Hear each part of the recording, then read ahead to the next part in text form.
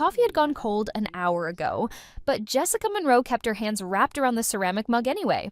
It was one of those overpriced artisan pieces from the farmer's market, the kind with an uneven glaze that caught your fingernail when you traced the rim.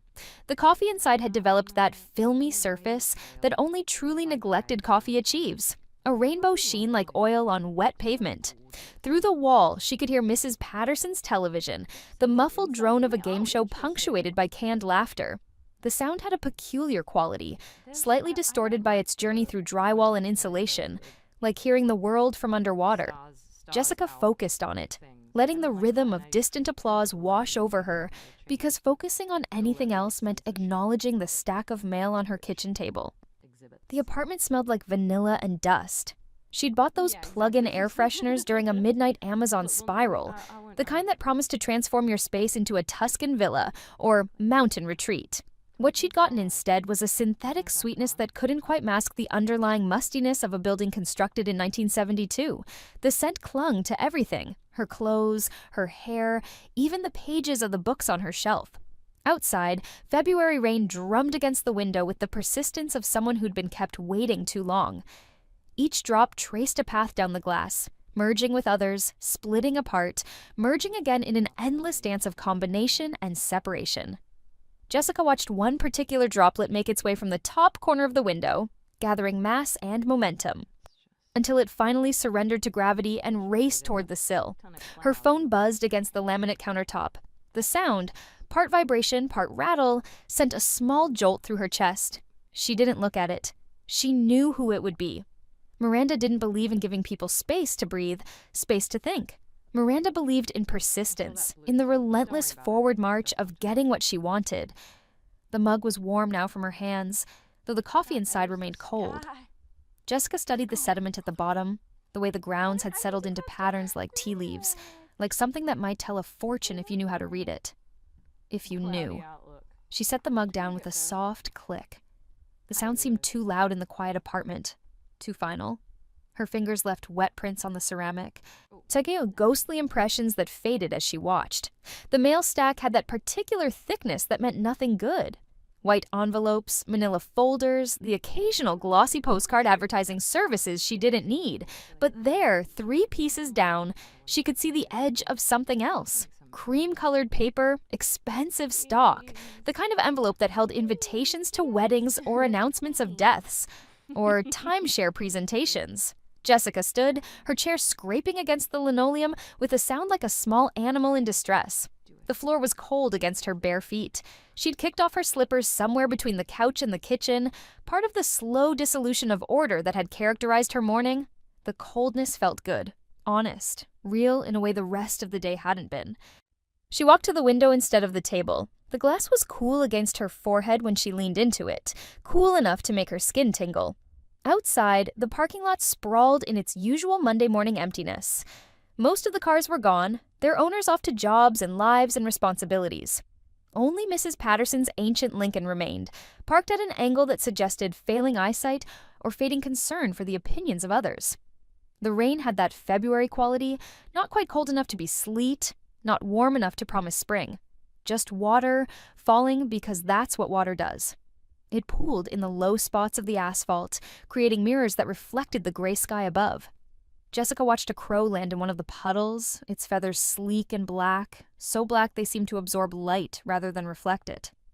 The bird dipped its beak into the water, tilted its head back, repeated the motion with the mechanical precision of something following ancient programming. Her phone buzzed again. And again. 3 times in quick succession, which meant Miranda had moved past texting and into calling. The sound seemed to pierce through the vanilla air, through the sound of rain and distant television, demanding attention with the insistence of a child pulling at your sleeve. Jessica turned from the window. The phone screen glowed with Miranda's name, accompanied by a photo Jessica had taken 2 years ago at some forgettable birthday dinner. Miranda mid-laugh, wine glass raised, that particular joy that comes from being the center of attention. Looking at it now felt like examining an artifact from an archaeological dig. Aye, something precious and utterly foreign. She answered on the 4th ring. Finally, Miranda's voice came through sharp and bright, the audio equivalent of sunlight on chrome. I was starting to think you died. Just busy, Jessica said, Her voice sounded strange to her own ears, rusty from disuse. She'd barely spoken since Friday evening. Busy. Miranda drew the word out, investing it with skepticism and amusement in equal measure. Doing what exactly? Last I checked, you had the day off. Through the phone, Jessica could hear the ambient sounds of Miranda's world, the hum of traffic, the beep of a crosswalk signal, the distant shout of someone hawking newspapers. Miranda was always in motion, always in the middle of something. She treated stillness like a personal failing. Just thinking, Jessica said. "'It's a dangerous pastime." Miranda laughed, that practiced laugh she'd perfected somewhere between college and her first promotion. "Listen, I'm around the corner. Thought I'd swing by, talk about this weekend. You still haven't given me an answer about the lake house." Jessica's hand tightened on the phone. The lake house. Of course, because Miranda couldn't just call to chat, couldn't just exist in someone's life without wanting something. "I'm not really—" "Don't say you're not dressed," Miranda cut in. "I've seen you in your pajamas 1,000 times. I'll bring coffee, the good stuff, not that grocery store swill you buy." The line went dead before Jessica could protest further. She stood holding the phone, feeling the weight of it in her hand, the faint warmth it generated against her palm. Through the window, the crow had been joined by 2 others. They hopped around the puddle in a kind of dance, occasionally spreading their wings in displays that seemed equal parts territorial and playful. 7 minutes. That's how long it would take Miranda to get from the intersection of Pine and 4th to Jessica's apartment complex. 7 minutes to decide what face to wear, what version of herself to present. 7 minutes to prepare for the conversation that was coming, that had always been coming, that had happened before and would happen again. Except this time, Jessica knew how it ended. The thought arrived fully formed, like something she'd known all along but had only now allowed herself to acknowledge. She pressed her fingertips against her temples, feeling the slight pulse of blood beneath skin. The faint ache that had been building since she'd woken up this morning, this Monday morning in February, with rain and cold coffee and a stack of mail she hadn't opened. This Monday morning she'd lived before. Jessica moved to the bathroom on autopilot, her feet knowing the path even as her mind spun. The bathroom mirror was spotted with toothpaste flecks and water stains, the evidence of a woman who cleaned in sporadic bursts rather than consistent maintenance. She looked at her reflection, really looked, for the first time since waking. 32 years old. The age stared back at her from the mirror, written in the faint lines around her eyes, the slight softness under her chin. Her hair needed washing. She could see that in the way it hung limp around her face, dark blonde going to brown at the roots. She was wearing the same oversized t-shirt she'd worn to bed, gray with a faded logo from a 5K she'd never actually run. The shirt had a small hole near the hem, something she kept meaning to throw away, but never did. She knew this moment, knew the exact placement of the soap dispenser on the sink, the way the shower curtain bunched at the right side because one of the rings had broken, knew that if she opened the medicine cabinet, she'd find the travel-sized shampoo bottle she'd stolen from a hotel in Cleveland, 3/4 full, cap crusted with dried product. The knowing was visceral, complete, like remembering a dream, except dreams faded and this only grew sharper. Her hands gripped the edge of the sink. The porcelain was cold, solid, real. In the mirror, her knuckles went white. She watched her reflection's chest rise and fall, counting breaths, trying to anchor herself to something concrete. She was 32 years old. It was Monday, February 14th. Valentine's Day, though she had no plans and no prospects. She worked as a technical writer for a medical supply company, a job that paid the bills and filled her days with the minutiae of product specifications and regulatory compliance. She lived alone in a 1-bedroom apartment in a complex that had seen better decades. She had $3,247 in her checking account, $12,891 in her 401k, and approximately $7,000 in credit card debt spread across 3 cards. And she had already lived this day before. No, that wasn't quite right. She had lived this day, and the days after it. Months of days. Years of them. She had lived them and made choices and suffered consequences, and now she was here at the beginning again, with the weight of all those unmade choices pressing against her skull like a migraine waiting to bloom. The sound of a car door slamming echoed from the parking lot below. Jessica's eyes snapped to the small window above the toilet, but she couldn't see the lot from this angle.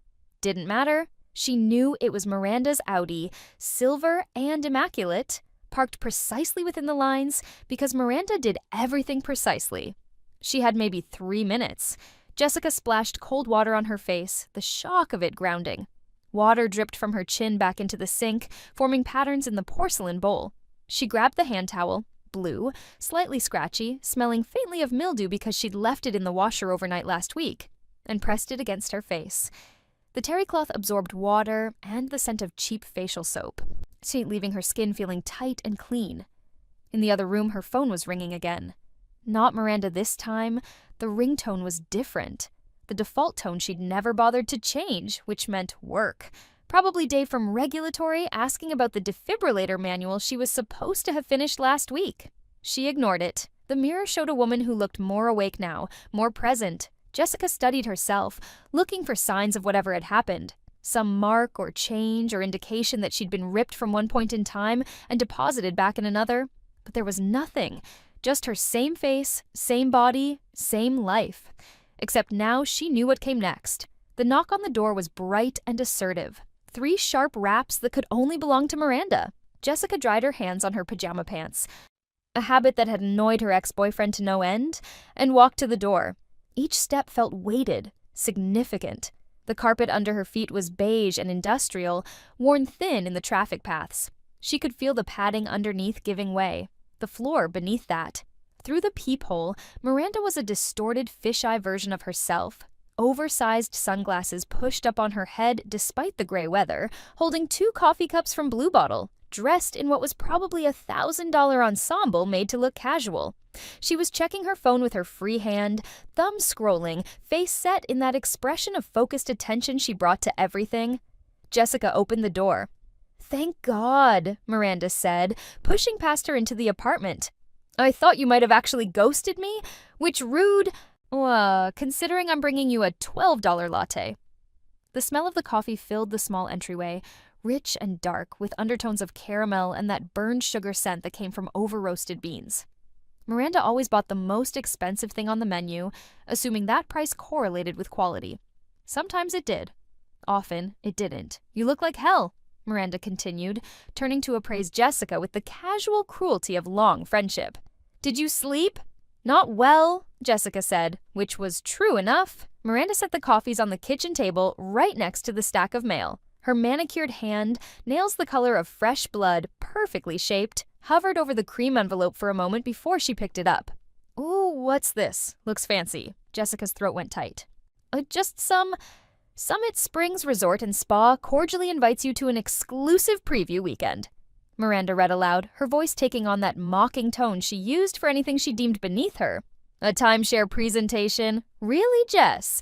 I didn't know you were that desperate for a free weekend." "I'm not going," Jessica said quickly. Too quickly. She saw Miranda's eyebrows rise, saw the calculation happen behind her eyes. "You signed up for it, though. Not a question." Miranda set the envelope down and picked up one of the coffee cups, peeling back the plastic lid to blow on the surface. Steam rose in lazy spirals, disappearing into the vanilla-scented air. When? "Couple weeks ago. At the mall, they had a booth." This was true. All of it had been true the first time. Jessica had been shopping for a wedding gift for a coworker she barely knew, frustrated by the picked-over selection at Macy's when she'd passed the Summit Springs booth. The woman running it had been relentlessly cheerful, with a smile that never quite reached her eyes. She'd promised a free weekend, no obligations, just a chance to see the resort and enjoy some amenities. All Jessica had to do was sit through a short presentation. "And you said yes?" Miranda laughed, but there was something else in her voice. Interest, maybe. The kind of interest a cat showed in a wounded bird. "You?" "I was tired," Jessica said. She was persistent. "They always are." Miranda circled the small kitchen, her presence making it feel even smaller. She ran her finger along the counter, examined it as if checking for dust. "Still, a free weekend?" "Where is this place?" "North, up in the mountains, near that ski resort. The one that closed down." "The one where someone died?" "Different one." Miranda picked up the envelope again, sliding out the thick cardstock inside. Jessica watched her read, saw the exact moment when the hook set. Miranda's eyes sharpened, her posture straightened. She was like a bloodhound catching a scent. Luxury accommodations, she read. Gourmet dining, full spa access, championship golf course. She looked up. When is this? This weekend. And you're not going? Jessica picked up the coffee Miranda had brought her. It was hot enough to be uncomfortable against her palms, even through the cardboard sleeve. She took a sip anyway, letting the heat sting her tongue. The taste was familiar, too sweet, too rich, trying too hard. Everything about Miranda's choices tried too hard. No, she said. I'm not going. Because I've already been there, Jessica thought. Because I've already sat through the presentation, already felt the slow, creeping realization that I'd made a terrible mistake. Because I've already signed the papers, already spent 2 years paying maintenance fees I couldn't afford for a week in a resort I never used. Because I know what comes next, and I'm not doing it again. Because it's a waste of time, she said instead. It's a scam. They're just trying to sell you something you don't need. Miranda's smile was sharp. Everything's a scam, sweetie. The trick is knowing which scams are worth it. She tapped the invitation against her palm, a rhythmic sound like a countdown. But if you're really not interested, and there it was. The moment that mattered, the fulcrum on which everything would turn. Jessica could see it happening in slow motion. Miranda's interest solidifying into desire, desire hardening into determination. Miranda wanted what Jessica was turning down, wanted it precisely because Jessica was turning it down. It was so predictable it would have been funny if it hadn't been so perfectly suited to what Jessica needed. You could go, Jessica said, carefully, casually, as if the idea had just occurred to her. The invitation says you and a guest. They don't care who shows up as long as someone does. Miranda's eyes narrowed. You'd do that? Just give it to me? Why not? I'm not using it. Jessica shrugged, the gesture feeling rehearsed even though it wasn't. You're always talking about needing a vacation. Well, here's a free one. There's no such thing as free. So don't buy anything. Sit through the presentation, take the free weekend, leave. You're good at saying no to salespeople. This was also true. Miranda treated sales pitches like personal challenges, opportunities to demonstrate her superiority. Jessica had watched her reduce more than one retail employee to frustrated silence. She was exactly the kind of person who would think she could outsmart a timeshare presentation. Miranda studied the invitation again, her thumb rubbing against the embossed logo. When would I need to confirm by? They want a call by Wednesday. And you're sure you don't want it? Jessica thought about the stack of bills that had come in that first timeline. The maintenance fees, the special assessments, the phone calls from the resort asking why she was behind on payments. She thought about the collection notices, the hit to her credit score, the way the whole thing had metastasized from a simple mistake into a years-long financial anchor. I'm sure, she said. Miranda smiled, a real smile this time, full of teeth and victory. Then I'll take it. Marcus has been on my ass about not spending enough time together. Maybe I'll bring him. He likes golf. Marcus? Of course. Jessica had forgotten about Marcus in the chaos of finding herself back in February.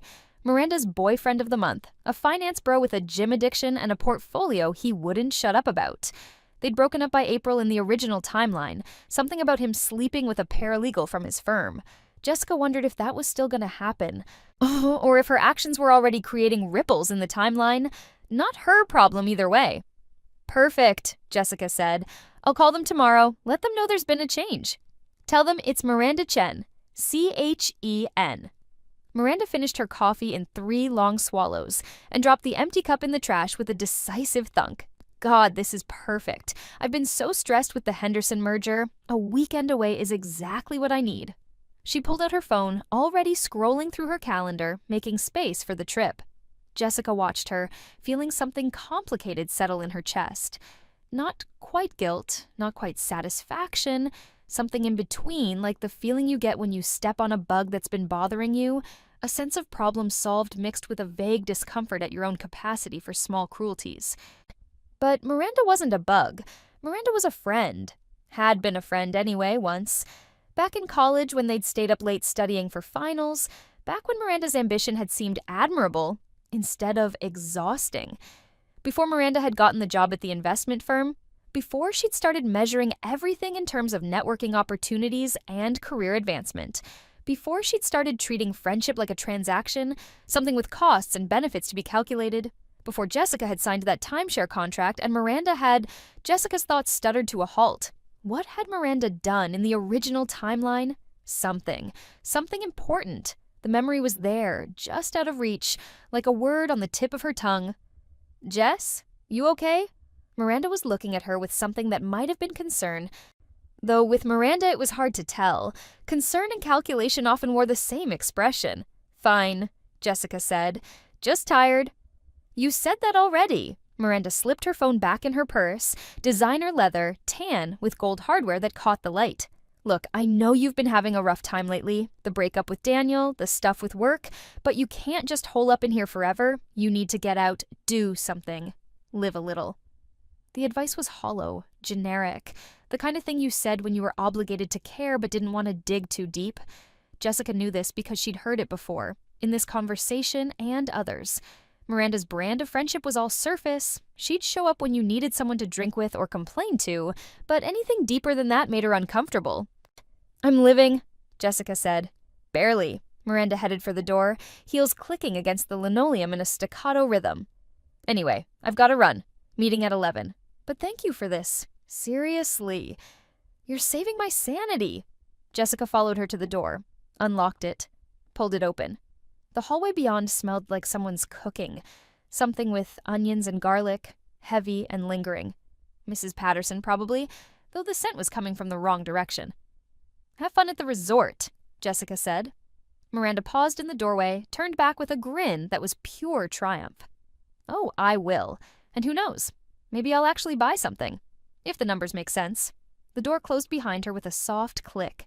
Jessica stood in the sudden silence, listening to the sound of Miranda's heels receding down the hallway, to the ding of the elevator, the eventual hum of it descending. She waited until she heard the faint sound of a car engine starting, the quiet that meant Miranda was truly gone. Then she walked back to the kitchen table and picked up the cream-colored envelope. The cardstock was thick, expensive. You could tell the resort spent money on marketing, on creating an impression of luxury and exclusivity. The logo was embossed in gold foil. A mountain peak with a rising sun, the kind of generic imagery that could have represented any resort anywhere. Inside, the invitation detailed everything Miranda had read aloud: the luxury accommodations, the amenities, the promise of a weekend that would change your life. That last part was even true in a way. Jessica thought about the presentation she'd sat through. In that other timeline, the salesman, his name had been Rick. Or maybe Rich, with his practiced smile and his rehearsed stories about family vacations and making memories. The conference room with the coffee that had gone cold while he talked about ownership and investment and building generational wealth. The way he'd made the timeshare sound not just reasonable but inevitable, a obvious choice that only an idiot would pass up. She thought about the contract she'd signed, 37 pages of legal jargon that she'd barely read. The maintenance fees that had seemed manageable in the abstract, but had stung every time she paid them. The growing realization that she'd bought a problem, not a solution. And then, 6 months after she'd signed, the special assessment letter had arrived. $12,000, her share of emergency repairs to the resort's infrastructure, out due in 90 days. Non-negotiable, non-refundable, enshrined in the contract she'd signed without reading carefully enough. Jessica set down the invitation and walked to her laptop, still open on the coffee table where she'd left it last night. The screen had gone dark. She touched the trackpad and it lit up, showing her desktop, a generic mountain landscape she'd never bothered to change. A few clicks brought up her browser, her search history. There it was, from last night at 2 a.m. when sleep wouldn't come. Summit Springs Resort Special Assessment 2025. The search results were limited. A few forum posts from timeshare owners complaining about maintenance fees, a handful of reviews on travel sites. Nothing about special assessments yet, because it hadn't happened yet. Wouldn't happen until August. So when the resort would discover catastrophic foundation problems in Building C. Wouldn't be announced until September, when the board would vote to levy the assessment against all owners. But it would happen. Jessica knew it would happen with the same certainty she knew her own name. She closed the laptop and leaned back against the couch. The upholstery was rough against her neck, worn thin from years of use by previous tenants. Outside, the rain had slowed to a drizzle, the kind of moisture that was less than rain but more than mist, the kind that soaked you without you quite noticing. Her phone buzzed. A text from Miranda, "Seriously? Thank you again. You're the best." Jessica didn't reply. The next day arrived in shades of gray. Jessica woke to her alarm at 6:30 a.m. The same alarm that had woken her every workday for the past 3 years. The sound was aggressively cheerful, some generic marimba melody that was supposed to ease you into consciousness, but instead made you want to throw your phone across the room. She let it play for exactly 30 seconds, her usual buffer between sleep and action, before silencing it. The ceiling above her bed had a water stain in the shape of Australia, or maybe a deformed hand. She'd spent more hours than she cared to admit staring at it, mapping its borders, imagining what combination of leaks and structural failure had created this particular mark. It was still there, unchanged. Proof that at least some things remained constant across timelines. She showered in water that took 3 minutes to heat up, to a quirk of the building's plumbing that the landlord kept promising to fix. The shower had sprayed in 6 distinct streams, one of which shot sideways and hit the wall no matter how you adjusted it. She washed her hair with the grocery store shampoo Miranda mocked, conditioned it with the matching conditioner, and tried not to think about the fact that she'd done all of this before. Except she hadn't. Not exactly. That was the thing about living a day twice. It was the same and different in ways that made your brain hurt if you thought about it too long. The water was the same temperature, the shower head still defective, but she was different. She knew what today would bring. And tomorrow, and the day after that, she knew that Dave from Regulatory would stop by her desk at 10:15 to ask about the defibrillator manual. She knew that the vending machine on the second floor would eat someone's dollar at 2:30, leading to a 10-minute argument about corporate responsibility. She knew that she'd stay late to finish the manual, that she'd grab fast food on the way home, that she'd eat it in front of her laptop while half watching a show she didn't care about. She knew all of this, and it filled her with a weariness that had nothing to do with lack of sleep. The drive to work was muscle memory. Left out of the apartment complex, right on Sycamore, straight through 3 lights to the highway on-ramp. Her car was a 2015 Honda Civic with a dent in the rear bumper from a parking lot encounter she'd never figured out the origin of. The radio was stuck on NPR, the volume knob broken in a way that made fine-tuning impossible. You could have it too quiet or too loud. But never quite right. This morning they were discussing climate policy. A senator from somewhere was explaining why his state couldn't possibly meet the new emissions targets. His voice had that particular quality of politicians everywhere. Smooth and reasonable and utterly unconvincing. Jessica listened without really hearing. Her attention on the road and the memory of other drives, other mornings, other versions of this exact commute. The parking lot at MedEquip Solutions was half full when she arrived. She parked in her usual spot, 3rd row from the back, under the oak tree that would drop acorns on her windshield all through September. The building was modern in the way of the early 2000s. Lots of glass and steel, already starting to show its age in the stained concrete and the HVAC system that rattled. So the lobby smelled like industrial carpet and the burnt coffee someone always made too early and too strong. Her badge beeped against the reader. The sound was high and electronic, part of the symphony of office noises she'd learned to tune out. The elevator was waiting, doors open, as if it had known she was coming. She stepped inside and pressed 3, watched the doors close on her reflection. A woman in business casual, hair still slightly damp, carrying a bag that held her lunch and laptop and the accumulated debris of professional life. The 3rd floor was quiet. She was early, as always. Her desk was in the northeast corner, part of a cluster of technical writers who all shared the same general mission: translate engineer speak into something human beings could understand. Her computer took 90 seconds to boot up, a lag time she'd once tried to report to IT before learning that 90 seconds was actually good compared to some departments. While she waited, she looked at the photos on her desk. There were 3, one of her parents on their 40th anniversary, smiling in front of the Grand Canyon, one of her college roommate's wedding, where Jessica had been a bridesmaid in a dress the color of mint toothpaste, and one of her and Daniel on a beach in Mexico, both of them sunburned and happy before everything had fallen apart. She should take that one down. She'd thought it before in the other timeline. Had actually done it, eventually, sometime around June. But looking at it now, with the weight of 2 lifetimes pressing on her, she felt only a distant sadness. Daniel was probably still asleep in his apartment across town, or in the bed they used to share, maybe with the girl from his office he'd sworn was just a friend. Or maybe not. Maybe that hadn't happened yet. Wouldn't happen for another month or two. It didn't matter anymore. Her computer chimed, fully loaded. The desktop showed the same mountain landscape as her personal laptop. She'd never bothered to customize either one. She opened her email, watched the unread count climb as messages loaded. 43 new emails since she'd left yesterday. Most of them were garbage, company newsletters she never read, automated notifications about system updates, the daily motivational message from HR that no one had asked for. But there, 10 messages down, was one from Dave Kaczmarek in Regulatory Affairs. Subject, defibrillator manual status. She didn't need to open it.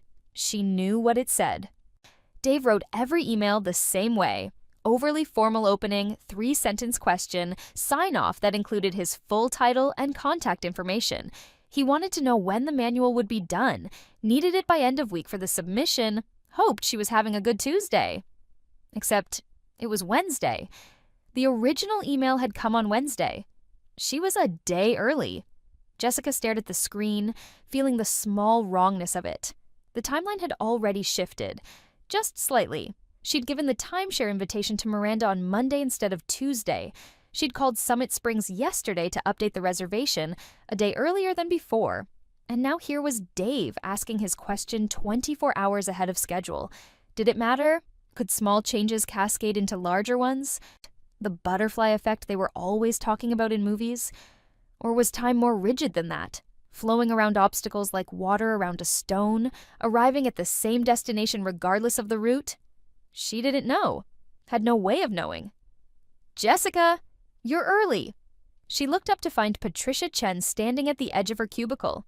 Patricia was the senior writer, 10 years older than Jessica, and infinitely more patient with the peculiarities of medical device documentation. She was holding a mug that said, "World's okayest writer," and wore a cardigan with a coffee stain near the third button that she'd probably already forgotten about. "Couldn't sleep?" Jessica said, which was becoming her default answer to everything. "I know the feeling." Patricia took a sip from her mug, made a face. "This coffee is basically battery acid. I don't know why I keep drinking it." "Because the alternative is being awake without caffeine." "Truth." Patricia glanced at Jessica's screen, at the email from Dave. "He's already bothering you? It's not even 8. Dave doesn't believe in time zones or appropriate business hours, or personal boundaries, or social cues, or the concept of reasonable deadlines." Patricia leaned against the cubicle wall, settling in for a chat. She did this every morning, a ritual of commiseration before the real work began. "You finished the defibrillator manual?" "Almost. Just needs the final review." "Want me to take a look? Fresh eyes might catch something." This was different too. In the original timeline, Patricia hadn't offered to review the manual until Friday. Night after Jessica had already submitted it to Dave, and he'd found a dozen formatting errors. The offer had felt like salt in a wound then. Too little, too late, more proof that Jessica couldn't do anything right. But now, 2 days early, it felt like grace. "That would be great," Jessica said. "Thank you." "No problem. Send it over when you're ready." Patricia pushed off from the wall, started to leave, then paused. "Hey, you doing okay? You seem, I don't know, off." Jessica considered her answer. She could say she was fine, the automatic response. She could mention the breakup with Daniel, which was recent enough to be a valid excuse for being off. She could talk about stress or insomnia, or any of the other acceptable reasons for not being your best self. Instead, she said, "Just thinking about choices." Patricia's eyebrows rose. "Heavy thoughts for a Wednesday morning?" "Tuesday," Jessica corrected automatically, then caught herself. "I mean Wednesday. Sorry, lost track of the days." "Happens to the best of us." Patricia smiled, but there was something assessing in her look, like she was seeing Jessica for the first time. "Choices, huh? Anything you want to talk about?" "Not really, just wondering how different things would be if we made different choices. You know, the sliding doors thing." "Ah, the eternal question." Patricia took another sip of her terrible coffee. "For what it's worth, I think we overestimate how much control we have. Most of the big stuff in life just happens to us. We're just along for the ride, making the best of it." Jessica thought about the timeshare invitation, about Miranda's perfectly manicured hand reaching for it, about the special assessment that was coming, inevitable as winter. "Maybe," she said, "but some choices matter more than others." "True enough." Patricia glanced at her watch. An actual watch, not her phone, because Patricia believed in analog timekeeping. I should get to my desk before the engineers start sending their morning panic emails. But seriously, send me that manual. I'll get it back to you by lunch. She left, cardigan swishing, coffee mug leaving a faint trail of steam. Jessica watched her go, then turned back to her computer. The email from Dave still waited, unanswered. She clicked reply, typed a quick response. We'll have it to you by tomorrow, noon at the latest. Sent. The rest of the morning unfolded in the peculiar rhythm of office work. She reviewed the defibrillator manual, found 3 typos and 1 section where she'd accidentally repeated a paragraph. Fixed them, sent it to Patricia for review, answered emails about other projects, attended a meeting about updating the style guide, listened to 2 engineers argue about the proper nomenclature for a catheter component. At 10:15, Dave appeared at her desk exactly as she'd known he would. Hey Jessica, just wanted to check on that manual. Oh, you already replied. He was looking at his phone, scrolling through his email. Tomorrow by noon. Perfect. You're a lifesaver. He was a small man, Dave. Not in stature, but in presence. The kind of person who seemed to apologize for existing just by being in the room. He wore the same 3 button-down shirts on rotation. Blue, white, and a pattern that might have been intended as professional, but came across as tablecloth. Today was blue. Happy to help, Jessica said, because that's what you said. I know this is a tight deadline. Really appreciate you making it work. He shifted his weight from foot to foot, a nervous habit. Lot of pressure from upstairs on this submission. You know how it is. She did know.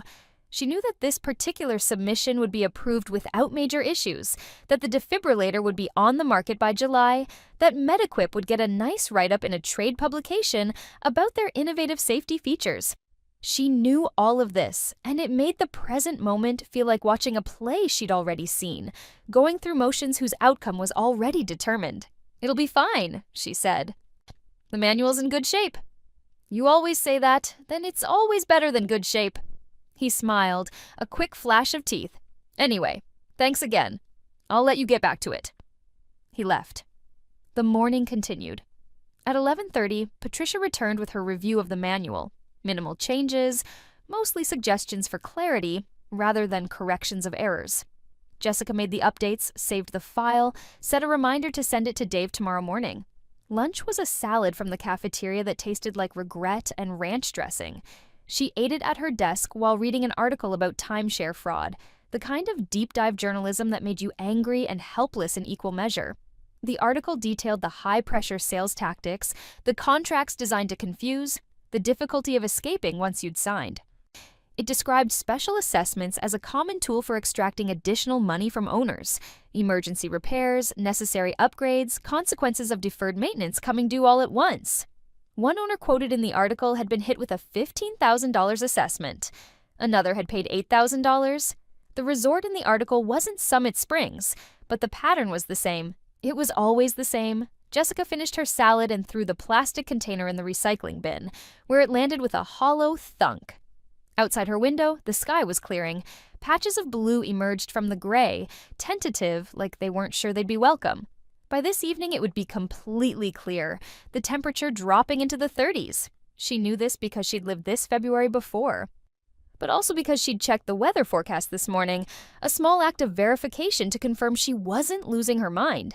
The forecast had been exactly what she'd remembered, which proved either that her memories were accurate or that she was consistently delusional.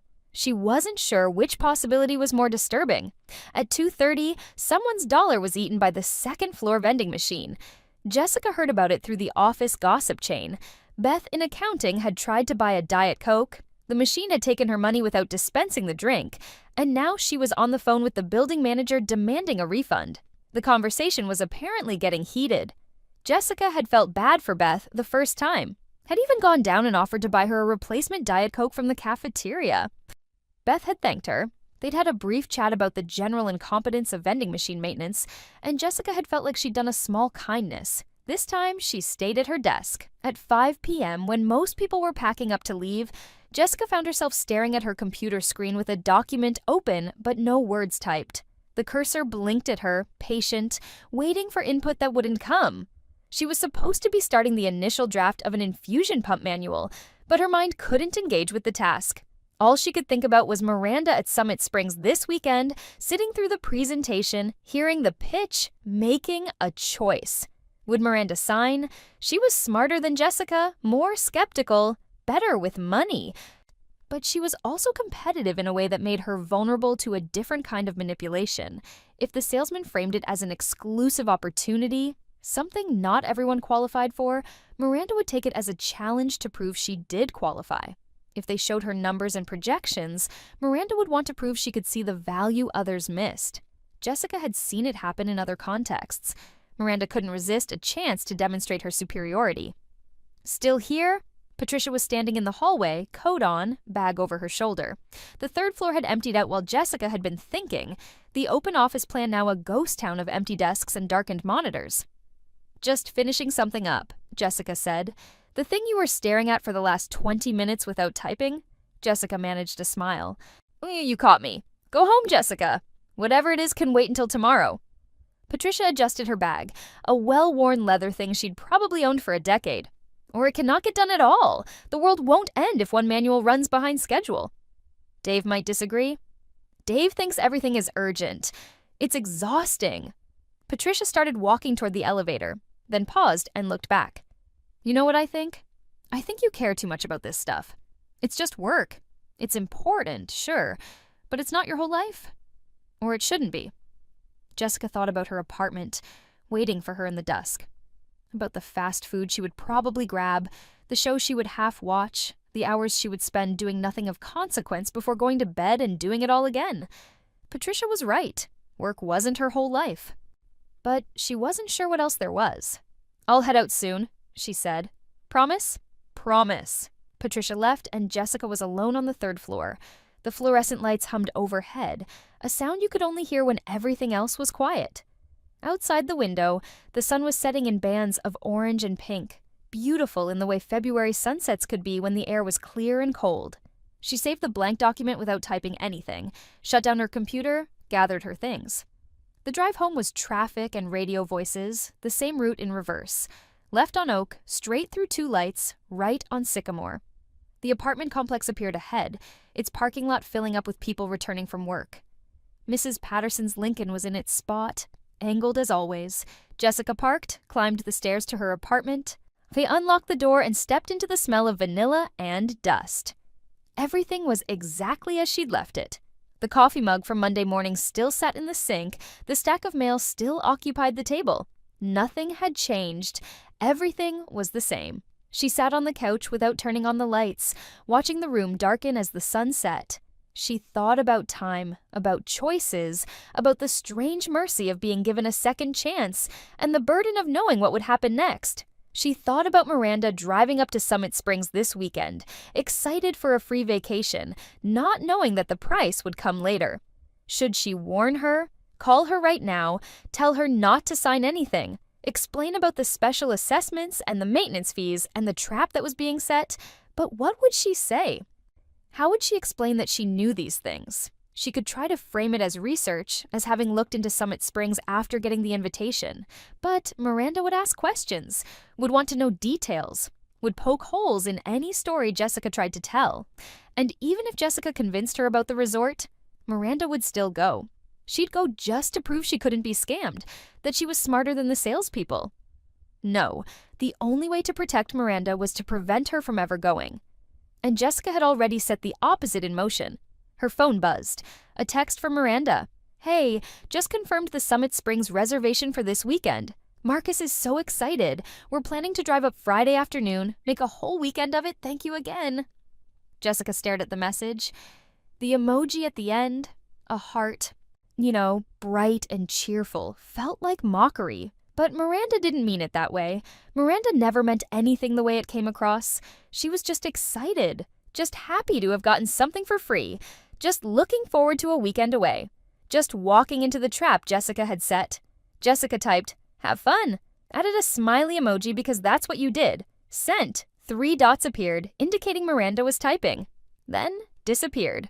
Then appeared again. Finally, "We will. You should come visit us sometime when we own our week. It'll be amazing." Jessica didn't respond to that. She ordered Chinese food for dinner, eating it straight from the containers while sitting on her couch in the dark. The lo mein was greasy, the egg roll soggy, the fortune cookie stale.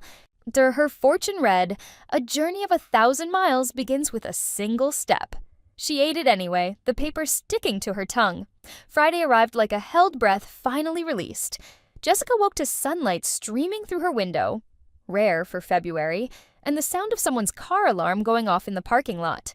The alarm cycled through its repertoire, whooping, honking, voice shouting, "Step away from the vehicle," over and over until someone finally shut it off. She lay in bed afterward, staring at the ceiling, at the water stain shaped like Australia or a deformed hand. Today, Miranda and Marcus would drive up to Summit Springs. They'd arrive in the evening, check into the luxury suite that Summit Springs used for presentations, enjoy the complimentary champagne and chocolate-covered strawberries. And they'd have dinner at the resort restaurant, something expensive and mediocre, and go to bed thinking they'd pulled one over on the system. Tomorrow morning, they'd attend the presentation. Jessica knew the script. She'd lived it, knew that it would start casually, more like a conversation than a sales pitch. The salesman would ask about their lives, their careers, their dreams. He'd nod sympathetically when they talked about being too busy, about never having enough time to relax. He'd paint a picture of ownership as a solution to a problem they didn't know they had. Then would come the numbers. Not the real numbers. Not yet. First, the theoretical numbers. How much they spent on vacations per year. How much that would cost over a decade, 2 decades, a lifetime. The mounting cost of hotels and rental properties.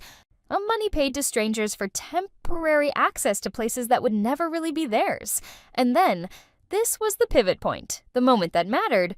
He'd talk about ownership, about building equity, about legacy, about having a place that was truly yours. He'd show them photos of families, multiple generations gathered in the same resort week, year after year. He'd talk about tradition, about creating memories, about what you'd leave behind for your children. He'd make it sound inevitable. Jessica had signed the contract at 11:47 a.m. on a Saturday morning. She knew this because the timestamp was printed on the copy they'd given her, the one she'd studied later, trying to figure out where the trap had been hidden.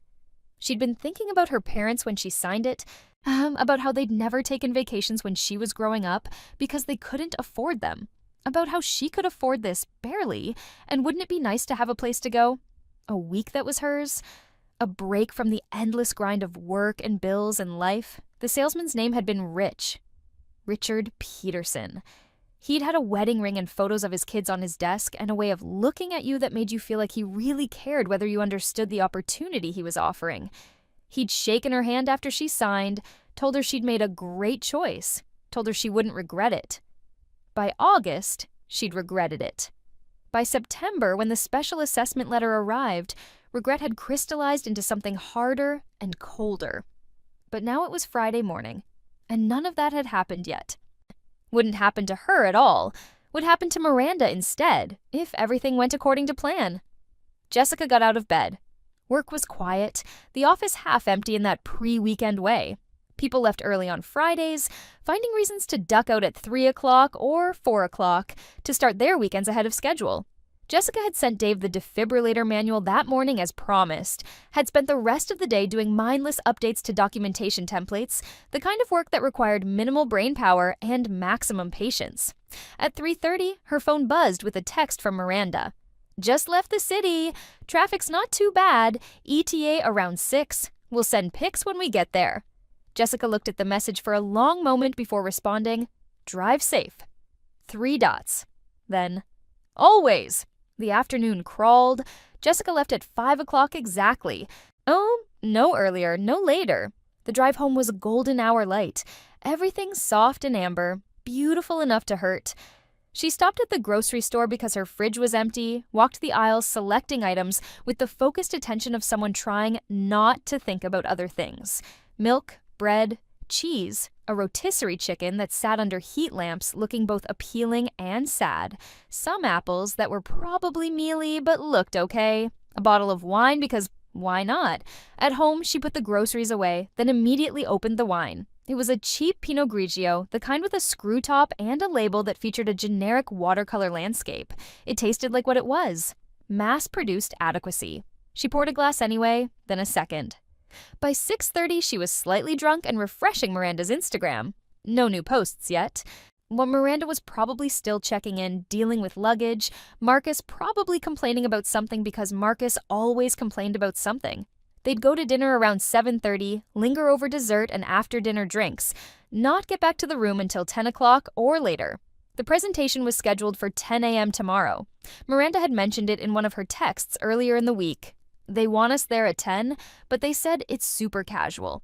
Just a conversation, maybe an hour. It would be 3 hours. They'd start saying they wanted to leave around hour 2, but there would always be one more thing, one more scenario to discuss, one more option to consider. By hour 3, they'd be exhausted, worn down, ready to agree to anything just to make it stop. Jessica poured a third glass of wine. At 8:47 p.m., Miranda posted to Instagram a photo of her and Marcus in the resort restaurant, both of them dressed up, Marcus looking uncomfortable in a blazer he probably didn't want to wear. The caption read, "Mountain getaway, thanks at Jessica Monroe for the hookup. #luxury travel #blessed." Jessica stared at the photo. Miranda's smile was bright, genuine, the kind of happiness that came from getting something you thought you deserved. Marcus had his arm around her, his smile more forced but present. They looked like a couple in a commercial for resort living, attractive and successful, and completely unaware of what was coming. Jessica closed Instagram without liking the post. Saturday morning, she woke up with a headache that had nothing to do with the wine and everything to do with tension. She dreamed fitfully.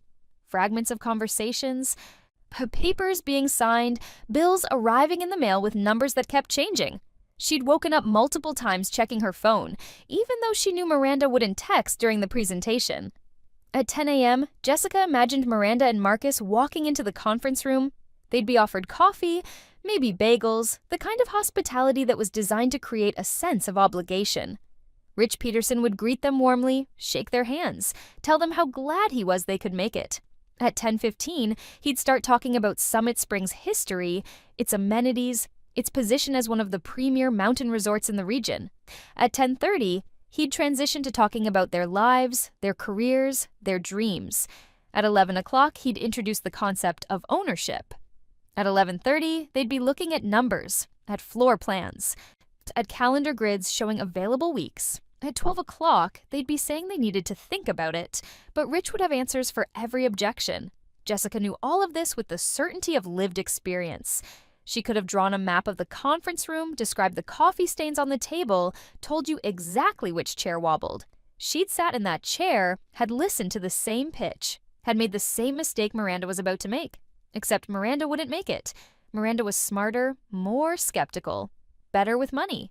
Miranda would see through the sales tactics, would recognize the manipulation, would walk out without signing anything. Wouldn't she? Jessica made coffee and burned it. Poured it out, made more, burned that too. Finally gave up and made tea instead, letting the bag steep until the water was dark enough to be coffee adjacent. She drank it while staring out her window at the parking lot, at the empty spaces where people's cars should be. Everyone was out living their Saturday, doing Saturday things, unaware that somewhere in the mountains Miranda Chen was making a decision that would haunt her for years. Or wouldn't. Maybe Miranda would walk out. Maybe Jessica had worried for nothing. At 1 p.m., her phone buzzed. Miranda. OMG, Jess, this place is incredible. They're showing us the owner's lounge, there's a hot tub and everything. Marcus is actually smiling for once, LOL. Jessica's stomach dropped. The owner's lounge. That was part of the closing pitch, the final seduction. They only showed you the owner's lounge if you were close to signing, if they thought they had you. It was a glimpse of exclusivity, of belonging to something special. She typed, "That's nice. Be careful with the sales pitch." The response came quickly. "Oh, we're way past that. They're just showing us around now. Super low pressure. Actually nice people." Super low pressure. That's what Jessica had thought too, right up until she'd signed. She put down her phone, picked it up again, started to type a warning, deleted it, started again, deleted again. What could she say? Don't sign anything because in 6 months there will be a special assessment? How would she know that? Why would Miranda believe her? The truth was impossible. The lie was unconvincing. Silence was the only option that made sense, and silence felt like complicity. At 2:30 p.m., They're offering us a charter owner rate if we sign today. Significant discount. Marcus and I are talking it over at 3:15 p.m. Okay, so we're seriously considering this. The numbers actually make sense? Like, we spend $4K on vacations anyway. This would be $3K per year for a guaranteed week in an amazing place. Plus, it appreciates. Marcus ran the numbers and he thinks it's smart. Marcus ran the numbers. Marcus, who worked in finance, who thought he could calculate his way to certainty. Jessica almost laughed. She'd run the numbers too, had convinced herself they made sense. Numbers always made sense when you wanted them to. At 4 p.m. We did it! We're owners! They're bringing champagne to celebrate. This is so exciting. Thank you so much for giving us this opportunity. We literally never would have known about it without you. Jessica read the message 3 times. We did it. We're owners. Thank you. She set down her phone very carefully as if it might explode. Outside, the sun was starting its descent, casting long shadows across the parking lot. A family was loading into a car, kids arguing about something, parents looking tired, normal Saturday things, normal life. She'd done it. She'd actually done it. She'd taken the trap meant for her and handed it to someone else, and they'd walked right into it. The feeling in her chest wasn't satisfaction. It was something darker, something that tasted like metal and sat heavy in her stomach. She'd saved herself by sacrificing Miranda, had used her knowledge of the future to shift the burden from her own shoulders to someone else's. It was smart. It was strategic. It was survival. It was also cruel.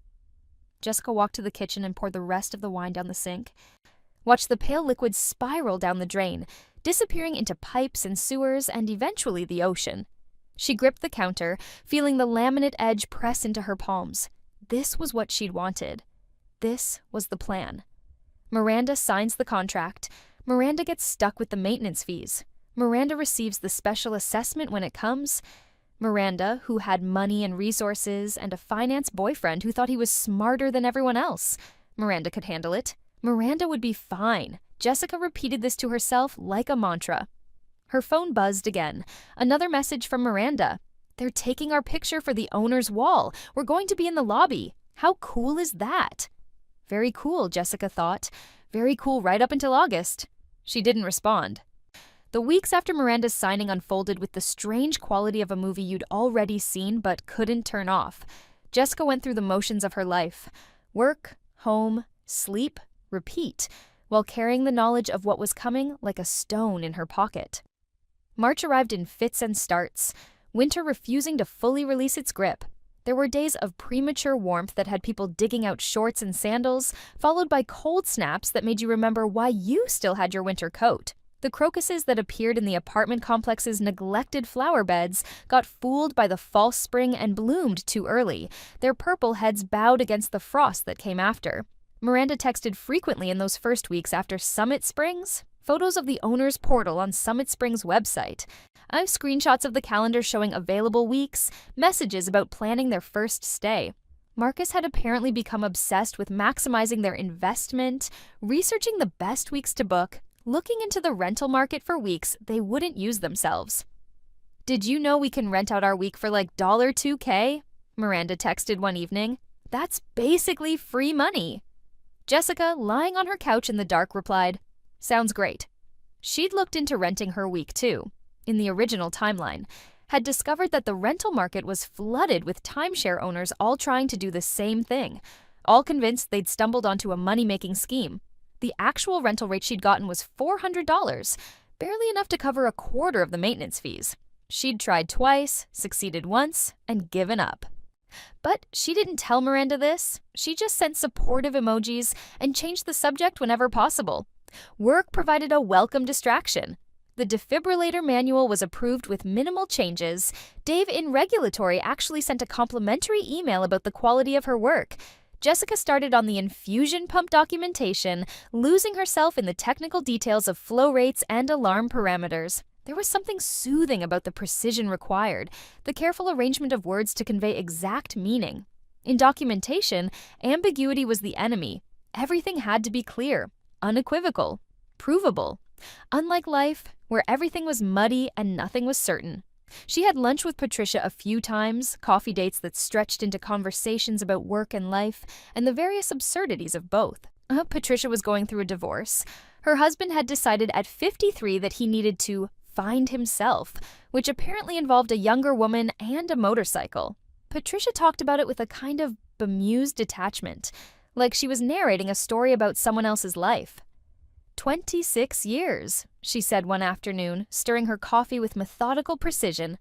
We were married for 26 years, and I genuinely have no idea who he is anymore, or if I ever did. They were at a cafe near the office, one of those places with exposed brick and reclaimed wood and prices that assumed you made more money than you did.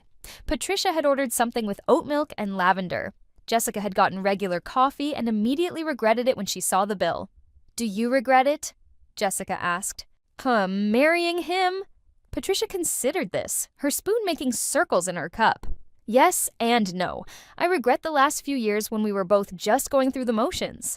But the beginning was good. The middle was good. And we have the kids. And I can't regret that.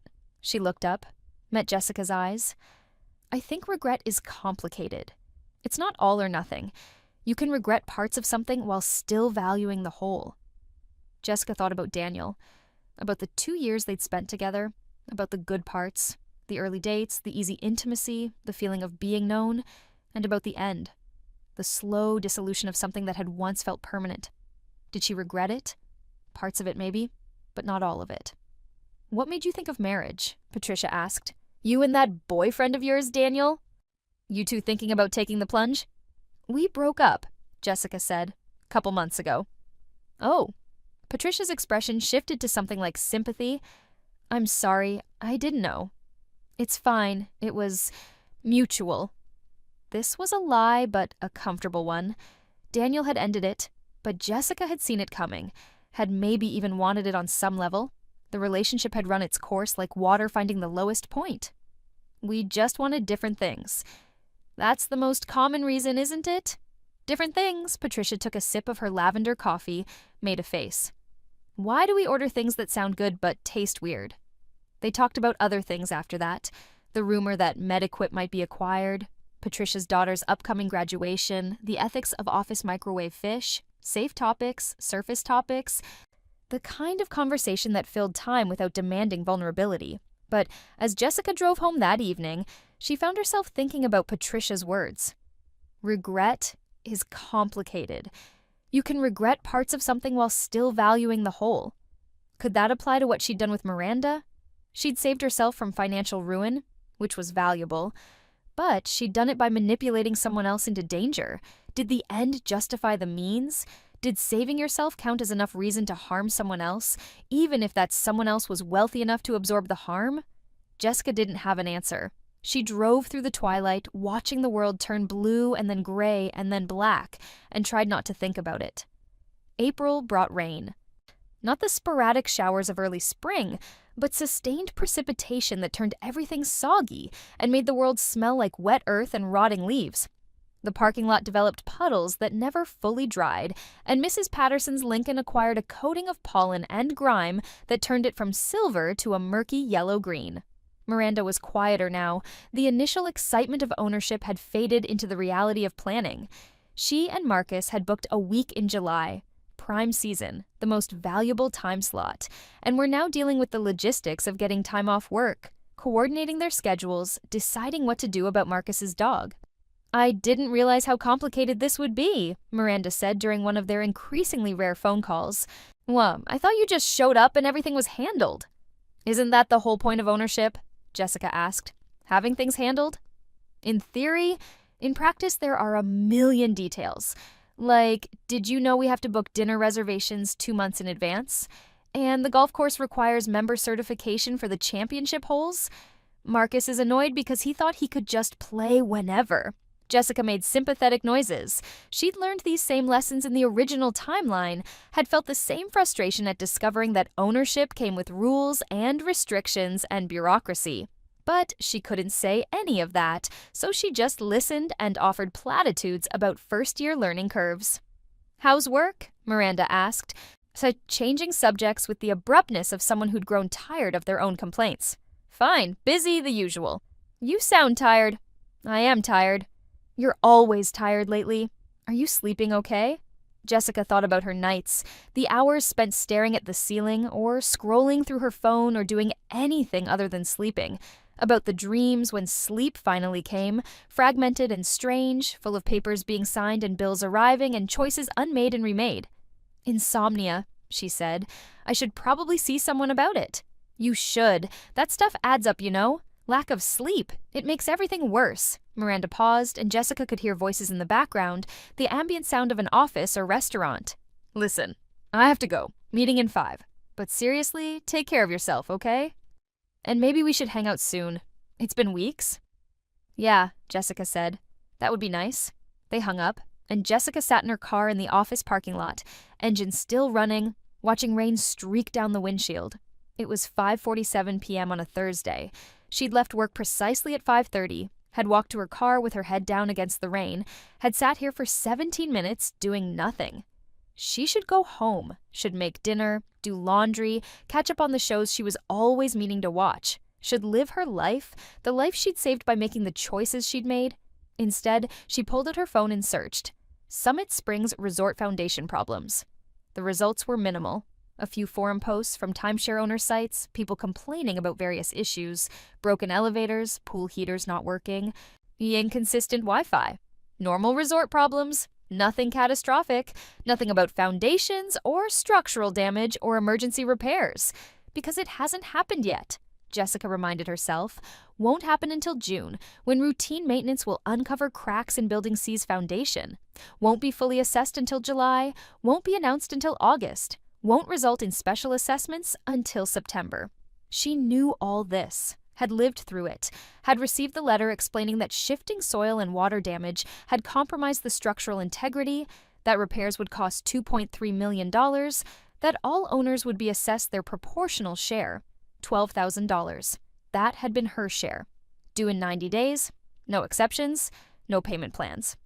Failure to pay would result in liens and eventual foreclosure on the timeshare. No, but foreclosure didn't eliminate the debt. You still owed it, still had to pay it. It just ruined your credit in addition to draining your bank account. Jessica had scraped together the money by maxing out credit cards and borrowing from her parents, who'd loaned it to her with expressions of disappointment and lectures about financial responsibility. She'd spent the next year paying it back, eating ramen and canceling subscriptions, and watching every dollar with the hypervigilance of someone who'd learned exactly how fast financial stability could evaporate. And now, it would be Miranda's problem instead. Miranda, who made 6 figures. Miranda, who had a boyfriend in finance. Miranda, who could probably write a check for $12,000 without devastating her life. That's what Jessica told herself anyway. That's what made it okay. She put her phone away and drove home through the rain. May was graduations and Mother's Day and the slow greening of the world. Jessica bought flowers for her mother, drove 3 hours to her parents' house for dinner, endured their questions about when she'd start dating again with the patience of someone who'd done this before. Her mother made pot roast, her father asked about work. They watched Jeopardy together, and Jessica got more answers right than she should have, though no one noticed because no one was really paying attention. On the drive back, her phone rang. Unknown number. She almost didn't answer, but something made her pick up. Miss Monroe, this is Richard Peterson from Summit Springs Resort. We have you in our system as having attended one of our preview events, and I wanted to follow up. See if you had any questions about ownership opportunities. Jessica's hands tightened on the steering wheel. Rich Peterson, the salesman, calling her now in May, because this was when he'd called the first time. When he'd caught her in a weak moment, convinced her to come back for a follow-up tour, laid the groundwork for the eventual sale. I'm not interested, she said. I completely understand, and I'm not trying to pressure you. I just wanted you to know that we're running a special promotion this month. I gave my invitation to a friend. She bought in. You already made your sale. There was a pause. I see. Well, that's wonderful. And if you're ever interested in joining her as an owner, we do have referral bonuses. I'm not interested, Jessica repeated. Please remove me from your call list. Of course. I apologize for the inconvenience. You have a great day. The line went dead. Jessica drove in silence for a while, processing. In the original timeline, she'd listened to his pitch, had agreed to come back for the follow-up tour, had signed the contract on that second visit, swept up in the momentum of having already invested time and attention. But this time, she'd said no. This time, she'd remembered what was coming and protected herself. This time, Miranda had taken her place. The thought sat in her chest like acid reflux. June arrived with heat and humidity, the kind of weather that made the air feel solid. Jessica's apartment didn't have central air, just a window unit that wheezed and dripped and barely kept the temperature below 80. She spent her evenings in minimal clothing, sitting in front of a fan, drinking ice water and trying not to think about the calendar. Miranda and Marcus were leaving for Summit Springs in 3 weeks. Miranda had been posting excited updates on social media. Countdowns, packing lists, photos of the new swimsuit she'd bought. The enthusiasm was genuine, untainted by any knowledge of what was lurking beneath the resort's glossy surface. Jessica had started having nightmares. In them, she was back in the conference room, signing the papers again, except when she looked down, the name on the contract was Miranda's. Or she was opening the special assessment letter, except it was addressed to both of them, some joint responsibility she couldn't escape. Or she was trying to warn Miranda, trying to explain about the foundation and the special assessment, but when she opened her mouth, no sound came out. She'd wake up sweating, disoriented, her apartment dark and close and unfamiliar. It would take minutes to remember where she was, when she was, to remember that she'd already made her choices and couldn't unmake them. On a Tuesday in mid-June, Jessica came home from work to find a letter in her mailbox. Cream-colored envelope, expensive stock, Summit Springs Resort logo in the corner. Her heart stopped. She stood in the small mailroom of her apartment complex, holding the envelope, feeling its weight. It was addressed to her, Jessica Monroe, in printed labels that looked computer-generated. Through the envelope, she could see a dark shape, a letter, folded once, maybe twice. With shaking hands, she opened it. "Dear valued guest," it began. "Thank you for attending our preview weekend. While we understand that ownership at Summit Springs wasn't right for you at this time, we wanted to reach out with an exclusive opportunity." Jessica stopped reading. It was just marketing. Just another attempt to get her to buy. She crumpled the letter and threw it in the recycling bin in the corner of the mailroom, where it landed among pizza boxes and Amazon packaging.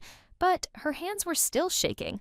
That night, she broke her self-imposed rule and looked up Miranda's Instagram. The most recent post was from that afternoon, a photo of Summit Springs' website calendar, a red circle around the week in July. Caption, 3 weeks, can't wait. The comments were full of friends saying how jealous they were, how lucky Miranda was, how they wanted to visit when she was there. Miranda had responded to each one with variations on, "You're totally welcome," and "We should plan a trip." Jessica closed the app, stood up, sat down, stood up again, paced her small apartment in circuits, living room to kitchen to bedroom to bathroom and back. The walls felt too close, the air felt too thick, everything felt wrong. She could still fix this. Could call Miranda right now, tell her there was something wrong with the resort, convince her to try to get out of the contract. It would be hard. Timeshare contracts were designed to be nearly impossible to escape. But maybe with a good lawyer, with enough pressure. Except Miranda wouldn't believe her, would ask how Jessica knew about problems that hadn't been announced yet, would poke holes in any explanation Jessica tried to give. And even if by some miracle Miranda did believe her, she'd want to know why Jessica hadn't warned her before she signed. Why Jessica had given her the invitation in the first place if she'd known it was a trap. And Jessica would have no good answer for that. So she did nothing, just paced her apartment until she was tired, then lay in bed until exhaustion pulled her under. The nightmares were waiting. July hit like a wall. The temperature spiked into the 90s and stayed there, turning the city into a concrete oven. Jessica's apartment building, built in an era before climate change was a daily consideration, became nearly uninhabitable. The window unit ran constantly, struggling against the heat, accomplishing nothing except driving up her electric bill. She started spending her evenings at the library, at coffee shops, anywhere with functional air conditioning. She'd bring her laptop and pretend to work on personal projects while actually just sitting in the cool air, watching other people live their lives. A mother with 2 kids arguing over which books to check out, a college student asleep on a couch, backpack as a pillow, notebook open to a page of unfinished equations, an elderly man reading the newspaper with the focus of someone who had nowhere else to be. Normal people, normal problems. No knowledge of timelines or consequences or choices that echoed across months. Miranda and Marcus left for Summit Springs on a Friday. Jessica knew because Miranda texted her a photo from the road. A scenic overlook, mountains in the distance, caption reading, "Adventure time." Jessica responded with a thumbs-up emoji. It felt inadequate. But what else was there to say? The weekend passed with agonizing slowness. Jessica cleaned her apartment with obsessive thoroughness, scrubbing grout with a toothbrush, organizing her closet by color, throwing out expired food and old magazines, and anything else she could justify discarding. The physical activity helped, kept her hands busy and her mind slightly less occupied with thoughts of what was happening in the mountains. Miranda posted regularly to Instagram. Photos of the resort, the lobby with its vaulted ceilings and stone fireplace, the pool area with views of the mountains, their suite with its king bed and jacuzzi tub. Everything looked exactly as Jessica remembered it. Beautiful and luxurious and completely unsustainable. Saturday evening, a photo of Miranda and Marcus at dinner, both dressed up, wine glasses raised. Owner's dining room perks. Sunday morning, a photo of the golf course at sunrise, Marcus mid-swing. Early bird gets the tea time. Sunday afternoon, a selfie of Miranda in a spa robe, face mask on, cucumber slices over her eyes. Living my best life. Each post was cheerful, excited, completely oblivious. Jessica scrolled through them with the sick fascination of watching a car accident in slow motion. You knew the impact was coming, but you couldn't look away. Monday, Miranda called. "Jess, oh my God, this place is amazing. You should see it. Actually, you have seen it, right? You came for the preview." "Yeah," Jessica said. She was in her apartment lying on her couch in the dark despite it being 2 p.m. The curtains were closed against the heat. "I saw it. Isn't it incredible? So Marcus and I have been saying all weekend that giving this to us was literally the best gift. We're having such an amazing time." Gift. That's how Miranda saw it. As something Jessica had given her out of generosity, not something Jessica had used her for. "I'm glad you're enjoying it," Jessica managed. "We are. And you know what? We were talking and we think we might actually use this every year. Like this could become our thing, our annual tradition. How cool would that be?" "Very cool," Jessica thought. "Very cool for about 2 more months." "That sounds nice," she said. "You okay? You sound weird." "Just tired. The heat's been brutal." "Oh God, I can imagine. It's perfect up here though. Mountain air, nice breeze. You should really come visit next year when we book." "I'm serious. We'd love to have you." Next year? Miranda was already planning next year, already imagining a future where the timeshare was a blessing instead of a curse, already building dreams on a foundation that was literally cracking beneath her feet. "Maybe," Jessica said, because she couldn't say what she was really thinking. They talked for a few more minutes, Miranda describing the resort amenities, Marcus apparently becoming obsessed with the resort's golf pro, the amazing French toast they'd had for breakfast, normal vacation talk, the kind of conversation people had when they were happy and relaxed and didn't know their world was about to shift. After they hung up, Jessica sat in the dark for a long time. The thing about guilt was that it wasn't logical. Jessica knew this. She'd saved herself from financial ruin, had made a smart choice given the circumstances. Miranda could afford the special assessment in a way Jessica never could have. Miranda had resources, had money, had a support system. The $12,000 would sting but wouldn't devastate her. This was all true, all rational, all perfectly sensible justification for what Jessica had done. And yet, Jessica thought about the first time she'd received the special assessment letter, how she'd stared at it, reading it over and over, unable to believe it was real, how she'd called the resort to confirm it wasn't a mistake, had to listen to a bored customer service representative explain that yes, the assessment was real, yes, she was required to pay it, no, there were no exceptions. She thought about calling her parents, having to explain that she needed to borrow money because she'd made a stupid financial decision. Her father's silence on the other end of the line, her mother's careful questions about why she'd bought a timeshare in the first place, whether she'd read the contract, whether she'd considered the long-term implications. She thought about the shame of it, the feeling of being young and stupid and irresponsible, of having failed at the basic task of being an adult, the knowledge that her parents would always see her differently now, would always wonder if she could be trusted with important decisions. And she'd given all of that to Miranda, had shifted the burden, transferred the pain, redirected the consequences to someone else. It didn't matter that Miranda had made the choice herself, had signed the contract willingly. Jessica had created the conditions for that choice, had manipulated the situation to ensure Miranda would walk into the trap, had used her knowledge of the future to protect herself at Miranda's expense. That was the truth of it, stripped of all the rationalizations and justifications. Jessica had saved herself by sacrificing someone else. And no amount of reasoning about Miranda's wealth or resources could change that fundamental fact. Tuesday evening, Jessica opened her laptop and typed, "How to get out of a timeshare contract." The search results were extensive and depressing. Articles about exit companies that charged thousands of dollars and often failed to deliver. Forum posts from desperate owners trying everything from lawyers to bankruptcy. Warnings about scams targeting timeshare owners who wanted out. A few success stories. But they all involved specific circumstances. Buying in a cooling-off period, finding defects in the contract, proving fraud. Nothing that would help Miranda. Nothing that would undo what Jessica had done. She closed the laptop and went to bed even though it was only 8 p.m. Sleep came eventually, restless and unsatisfying, full of dreams she wouldn't remember in the morning. Miranda and Marcus returned from Summit Springs on Wednesday. Miranda posted a final photo from the resort. The two of them in the lobby, luggage beside them, both smiling. Until next time, #owner's life. That evening, Miranda texted, "Just got home, officially post-vacation depressed, LOL. Work tomorrow is going to be brutal. But seriously, thank you again for the opportunity. Oh, best weekend ever." Jessica stared at the message for 5 full minutes before responding. "Glad you had fun." 3 dots appeared. Disappeared. Appeared again. "We should get together soon. Feels like I haven't seen you in forever. Drinks this weekend?" Jessica's first instinct was to say no, to make an excuse, to avoid seeing Miranda face to face while carrying this weight of knowledge and guilt.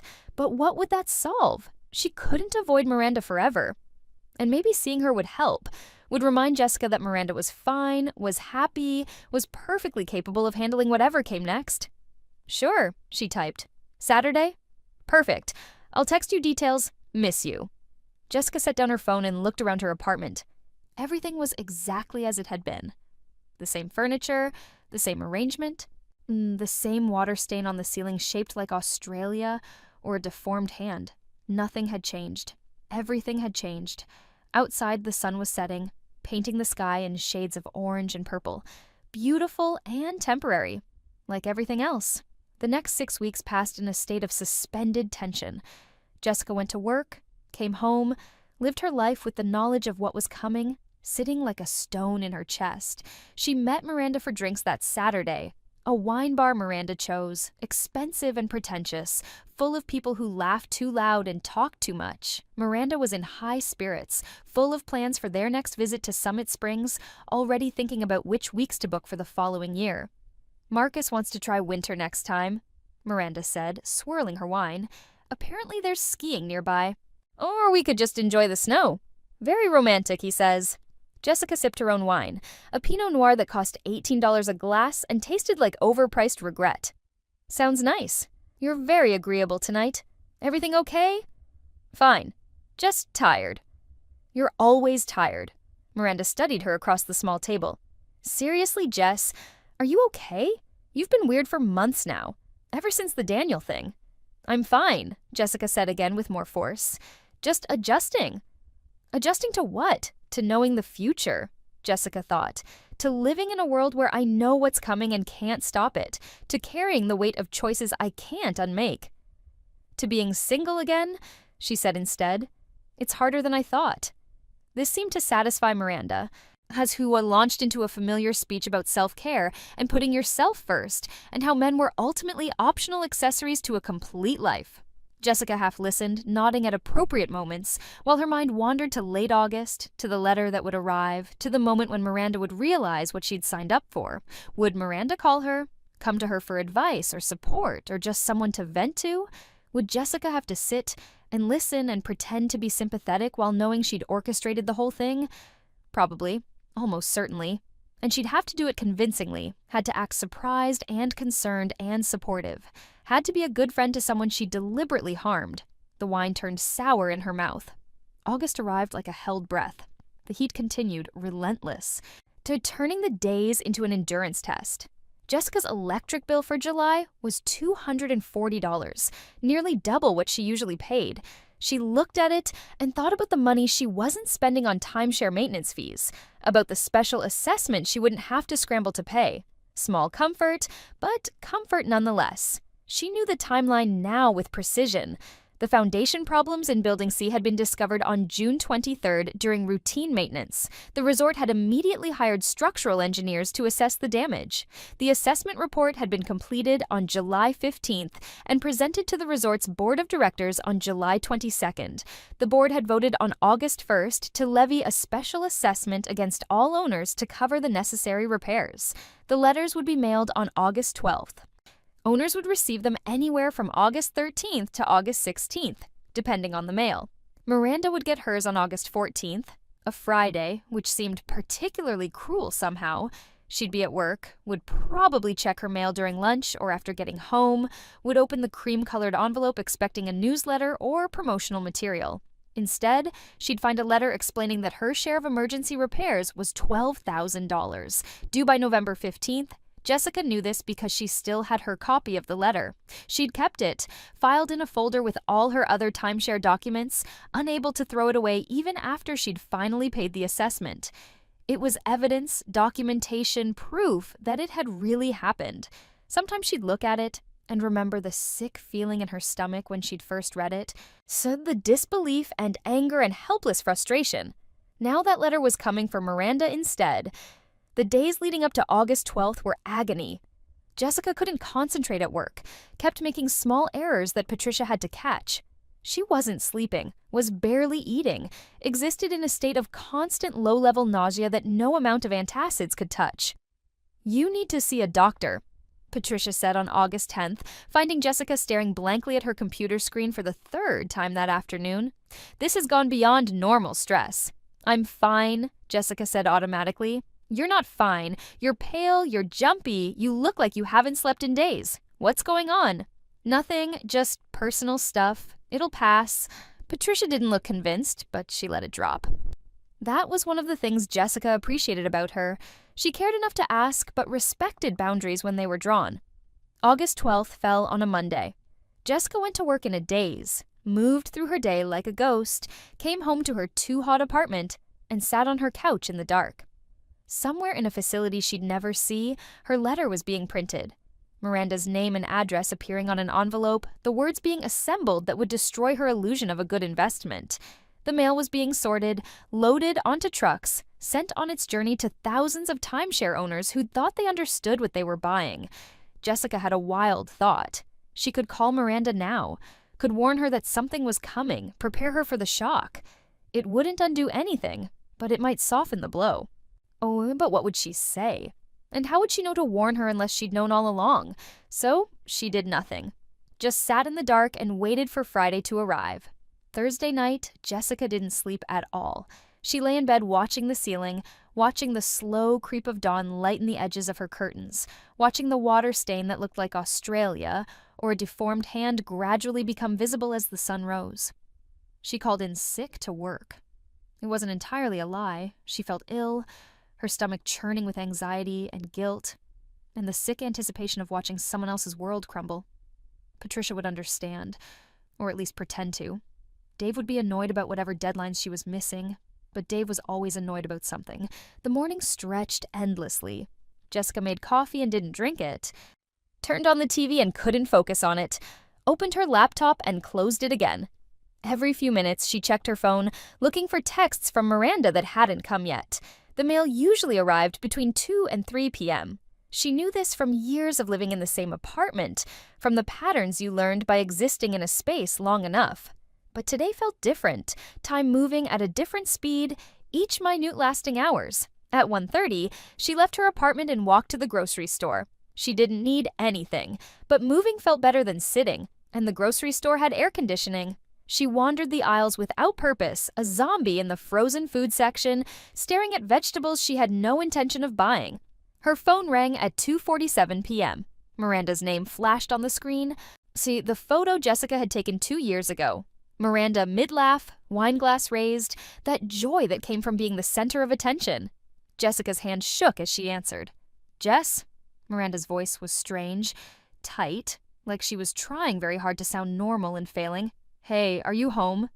"No, I'm at the store." "Why?" "I need to talk to you. Can I come over? Like right now?" Jessica's throat closed. "What's wrong?" I got this letter from Summit Springs, and I don't understand it. I need someone to help me understand it." The grocery store suddenly felt too bright, too loud, too full of people living their normal lives, while Jessica's carefully constructed lie collapsed in real time. "I'll head home now," she managed. "Give me 15 minutes?" "Okay, thank you. Miranda's voice cracked. I'm freaking out a little bit." They hung up. Jessica abandoned her empty cart in the middle of the cereal aisle and walked out of the store. The heat hit her like a physical force, the August sun vicious and unrelenting. She walked to her car, started it, turned the AC on full blast, and sat there for a full minute trying to breathe. This was it, the moment she'd been dreading and anticipating in equal measure. Miranda knew now. Had the letter, had read it, had to process the implications. And she'd called Jessica, of all people? Had reached out to the person who'd given her the timeshare in the first place, not knowing that person had orchestrated the entire disaster. Jessica drove home with exaggerated care, following every traffic law, paranoid that her distraction would cause an accident. The parking lot of her apartment complex was half empty, most people still at work. Miranda's silver Audi was already there, parked near the entrance, immaculate as always. Jessica parked in her usual spot and sat for a moment, gathering herself. Through her windshield, she could see Miranda sitting in her car, phone to her ear, shoulders hunched. She looked small, diminished, nothing like the confident woman who'd commandeered the timeshare invitation 4 months ago. Jessica got out of her car. The short walk to Miranda's Audi felt like miles. She tapped on the window. Miranda looked up, ended her call, got out of the car. Her eyes were red. Not crying, not quite, but close. She was still wearing her work clothes, a tailored dress in navy blue, heels that probably cost more than Jessica's monthly groceries. But something about her was disheveled, undone in a way that had nothing to do with her clothes. "Thanks for coming home," Miranda said. "I know you were out. I'm sorry to. It's fine. Come on up." They climbed the stairs to Jessica's apartment in silence. Mrs. Patterson's TV was on, the muffled sound of a talk show following them down the hallway. Jessica's hands shook as she unlocked her door, and she hoped Miranda didn't notice. Inside, the apartment was close and warm, despite the window unit running. Jessica had left in a hurry that morning and hadn't tidied up. There were dishes in the sink, a blanket tangled on the couch, yesterday's mail scattered across the table. Normal life detritus, suddenly embarrassing under Miranda's gaze. "Sorry, the place is a mess," Jessica said, moving to clear space on the couch. "I don't care about that." Miranda was clutching her purse like a lifeline. Can I sit?" "Of course. Do you want water? Coffee?" "No, Miranda sat on the edge of the couch, rigid, controlled. "I need you to read something." She pulled an envelope from her purse. Cream-colored, expensive stock, Summit Springs Resort logo in the corner. Jessica recognized it immediately, had held an identical envelope in her own hands in another timeline, had read the words inside with the same disbelief Miranda must have felt. "It came today," Miranda said, "in the mail. I almost didn't open it. I thought it was just promotional stuff, but then I saw it was addressed to owners, and I thought maybe it was about booking or scheduling or something." She held out the envelope. Jessica took it with numb fingers, slid out the letter inside. "A dear Summit Springs owner," it began, exactly as Jessica remembered. "We are writing to inform you of a necessary special assessment to address critical infrastructure repairs at our resort." Jessica read slowly, letting the words sink in even though she already knew them by heart. "The discovery of foundation problems in Building C, the structural engineer's report, the board's decision to levy a special assessment, the amount $12,000 per owner, the deadline November 15th. $12,000? Miranda said. Her voice was eerily calm. They want $12,000 in 3 months, on top of the maintenance fees we're already paying. Jessica set down the letter carefully. "Did you call them to confirm it's real?" "Yes." "I called from the car. They said it's real. Said all owners received letters today." Zoe said the assessment is non-negotiable and legally binding per the contract we signed. Miranda's hands were shaking now. I asked if there were payment plans. They said no. I asked if there were exceptions for new owners. They said no. I asked if we could just give back the timeshare. They said it doesn't work that way. Miranda, $12,000, Jess. Miranda's voice was rising, the calm facade cracking. We just paid $3,000 in maintenance fees. We've owned this thing for 4 months, and it's already cost us $15,000. For 1 week. 1 week a year in a place we went to once. I know it's a lot. It's not just a lot, it's insane. How is this legal? How can they just demand money like this? Jessica had asked the same questions in the other timeline, had gotten the same non-answers. The truth was that it was legal because Miranda, had signed a contract agreeing to it. Buried in the 37 pages of legal jargon was language about special assessments, about the board's authority to levy fees, about the owner's obligation to pay. Did you read the contract when you signed it? Jessica asked, already knowing the answer. We skimmed it. Marcus looked at the financial sections. We asked questions about the maintenance fees and the booking process. But it was so long, and they said it was standard, and we were excited. Miranda trailed off, the implications settling on her. Oh, God, we didn't read it. We just signed it. She put her face in her hands. Her shoulders shook, not crying yet, but fighting it. Jessica sat frozen, watching someone else live through the exact experience she'd had, me feeling the weight of her own culpability pressing down like a physical force. What am I going to do? Miranda's voice was muffled by her hands. I don't have $12,000 just sitting around. I have savings, but that's for important things. Emergencies. Not this. This is an emergency. This is a scam. Miranda's head snapped up, her face flushed. This whole thing is a scam. The presentation and the contract, the whole operation. They got us excited, pressured us to sign, and now they're hitting us with bills we can't afford. It's predatory. She stopped, breathing hard. I was so stupid. You're not stupid. I am. I fell for it. I listened to their pitch and I believed them and I signed a contract without reading it and now I'm stuck with this albatross around my neck. $12,000? What if something else breaks? What if there's another assessment? The letter says this is just for Building C. There are 5 buildings at that resort. What if the others have problems too? These were exactly the right questions. Exactly the spiral Jessica had gone down in the other timeline. The special assessment for Building C had been followed 18 months later by a smaller assessment for roof repairs. After that, Jessica had stopped paying attention, had just grimly paid whatever bills arrived. The timeshare had become a permanent drain, a reminder of her own poor judgment. And she'd given it to Miranda. I'm so sorry, Jessica said, and meant it more than Miranda could possibly know. It's not your fault. You didn't know. Miranda laughed, harsh and bitter. You gave me the invitation because you didn't want it. You probably knew it was too good to be true. And I took it anyway because I'm an idiot who can't turn down a free vacation. You're not an idiot. Then what am I? What do you call someone who signs a contract without reading it? Who gets scammed by the oldest trick in the book? Human, Jessica thought. Fallible, normal. You call them human. You call them unlucky, she said instead. This isn't your fault, Miranda. They're professionals. This is what they do. They've perfected the art of making it look reasonable, making people feel like they're getting a deal. You're not the first person to sign a timeshare contract and regret it. That doesn't make me feel better. I know. They sat in silence for a moment. Outside, the world continued. Cars passing, birds calling, the distant sound of someone's music. No, normal Friday afternoon sounds. Life going on while Miranda's world restructured itself around this new reality. What did Marcus say? Jessica asked. Miranda's expression darkened. We fought. He's furious. Saying I pressured him into signing that he had reservations, but I was so excited he went along with it, which is bullshit. He ran the numbers. He said it made financial sense. But now he's acting like this is all my fault. It's not your fault. You made the decision together. Try telling him that. Miranda pulled out her phone, scrolled through what looked like a long text conversation.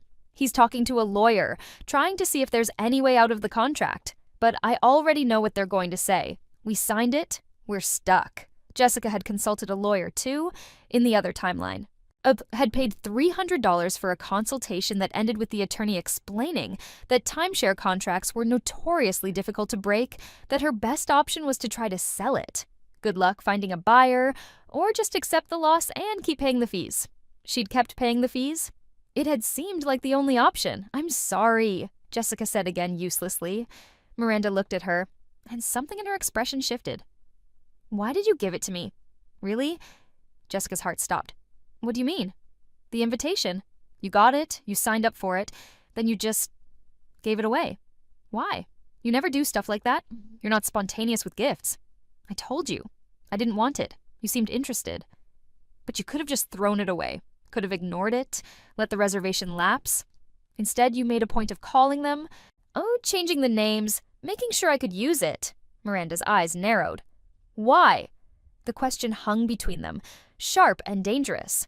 Jessica felt the weight of the truth pressing against her teeth, demanding to be spoken. She could confess right now, could explain about the rebirth, about knowing what would happen, about choosing to save herself at Miranda's expense. The truth would destroy whatever was left of their friendship.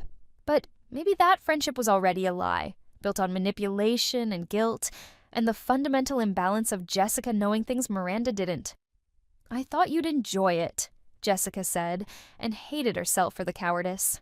"I thought it would be a nice gift." "A nice gift?" Miranda's voice was flat. "A nice gift that's going to cost me $12,000. I didn't know about the assessment. Didn't you?" The question was sharp, accusatory. Jessica felt her pulse spike. "How would I know? I didn't buy it. I didn't even go to the full presentation." "But you must have researched it. Must have looked into Summit Springs before deciding to give away a free vacation." "What did you find?" "Nothing. In the original timeline, Jessica had done exactly zero research before signing the contract, had just believed the salesman's pitch and made a choice she'd immediately regretted. But Miranda didn't know that. Miranda was looking at her with suspicion now, with the dawning realization that something didn't add up. "I didn't research it," Jessica said. "I just thought you'd like a free trip. That's all?" "That's all," Miranda repeated. She stood up abruptly, grabbing her purse. "I should go. Marcus is waiting for me. We have to figure out what to do." "Miranda, thank you for letting me talk. I'm sorry for dumping this on you." Her voice was professional now, distant, the tone she used with colleagues she didn't particularly like. "I'll let you know what the lawyer says." She walked to the door. Jessica followed, wanting to say something that would fix this, knowing nothing could. "I really am sorry," Jessica said. Miranda paused in the doorway, looked back. "Are you?" Then she left, her heels clicking down the hallway, the sound fading until Jessica heard the distant ding of the elevator. Jessica closed the door and leaned against it, breathing hard. Her hands were shaking. Her whole body was shaking. Miranda suspected something. Maybe not the whole truth, that would be impossible to guess, but something. She'd seen the holes in Jessica's story, the inconsistencies. And even if she couldn't articulate exactly what was wrong, she knew something was. The friendship was over. Jessica understood that now. Even if Miranda never figured out the truth, the timeshare would always stand between them. Miranda would associate Jessica with this mistake, this regret, this financial burden. Every time she paid the maintenance fees or received another assessment, she'd remember that Jessica had given her the invitation. And maybe she'd start to wonder why. Jessica walked to the kitchen and poured a glass of water with shaking hands, set it down without drinking it, walked to the window and looked out at the parking lot, where Miranda's Audi was pulling away, the exhaust visible in the heat-shimmered air. She'd saved herself. She'd avoided the financial ruin that had plagued her in the original timeline. Her credit score was intact, her savings untouched, her relationship with her parents unmarred by having to borrow money for a stupid mistake. She'd won. So why did she feel like she'd lost everything? The next few weeks passed in a fog. Jessica went to work, came home, existed in a state of numb detachment. Miranda didn't call, didn't text, didn't reach out. Jessica checked her Instagram occasionally and saw that she'd stopped posting.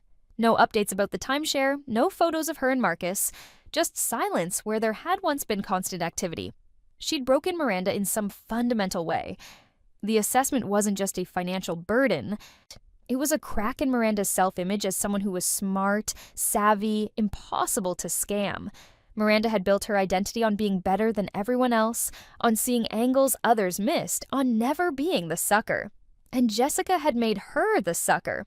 At work, Patricia noticed something was wrong, but had stopped asking about it. Instead, she brought coffee, left sticky notes with encouraging messages, respected Jessica's silence while making it clear she was available if needed. It was kindness without expectation, and it made Jessica want to cry. In early September, Jessica saw on LinkedIn that Miranda had changed jobs. She'd left the investment firm where she'd worked for 5 years and taken a position at a competitor. The announcement was brief, professional, no explanation given. But Jessica understood. Miranda was running, now trying to outpace the shame and regret by changing everything she could control. It wouldn't work. Jessica knew that from experience. You couldn't outrun your mistakes. They followed you, patient and relentless, waiting for quiet moments to remind you of what you'd done. One evening in late September, Jessica found herself digging through her files, looking for the original special assessment letter she'd received in the other timeline. She'd kept it in a folder with all her timeshare documents, unable to throw it away even after everything was resolved. It was evidence, proof that it had really happened. She found the folder at the bottom of a desk drawer, beneath old tax returns and expired warranties. But when she opened it, the folder was empty. No letter, no contract, no documentation. Because in this timeline, she'd never signed the contract, had never received the assessment, had never owned the timeshare at all. The realization hit her like a physical blow. The letter existed only in her memory, in a timeline that no longer existed except in her head. There was no proof of what had happened, what she'd avoided, what she'd known, just her own recollection of events that, from the perspective of this timeline, had never occurred. She was carrying memories of a life she hadn't lived, consequences she hadn't faced, choices she hadn't made, and she'd used those memories to manipulate events, to shift the burden from herself to someone else. She'd thought she was being smart, strategic, protecting herself from a future she'd already lived through. But looking at the empty folder, at the absence of evidence, she understood what she'd really done. She'd used knowledge that didn't belong to her, knowledge she'd somehow retained from another timeline, another version of reality, to harm someone else. She'd taken her second chance and used it not just to avoid her own mistakes, but to ensure someone else made them instead. That wasn't wisdom. That wasn't strategic thinking. That was evil.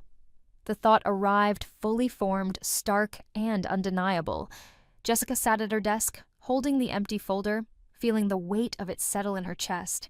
She'd done an evil thing, had justified it with logic and reasoning and practical considerations, but at its core, what she'd done was evil. She'd known Miranda would be hurt, had known the assessment was coming, had known exactly how devastating it would be. And she'd done it anyway. She had set everything in motion and watched it unfold with the detachment of someone observing an experiment. Her phone rang, startling her out of her thoughts. Unknown number. She almost didn't answer, but something made her pick up. Miss Monroe, this is Richard Peterson from Summit Springs Resort. Rich. The salesman. Jessica hadn't heard his voice in months, but she recognized it immediately. Smooth, practiced, slightly too friendly. I wanted to reach out personally to let you know about an exciting opportunity for past guests. We're offering a limited time package. I'm not interested. I completely understand, but if I could just take a moment of your time. I know about the special assessment, Jessica said. The words came out harsh, accusatory. I know about Building C's foundation problems. I know what you did to the people who bought in. There was a pause. I'm not sure what you're referring to. Our infrastructure maintenance is a disaster that you hid from buyers, that you're now making them pay for. $12,000 per owner. Jessica's voice was rising.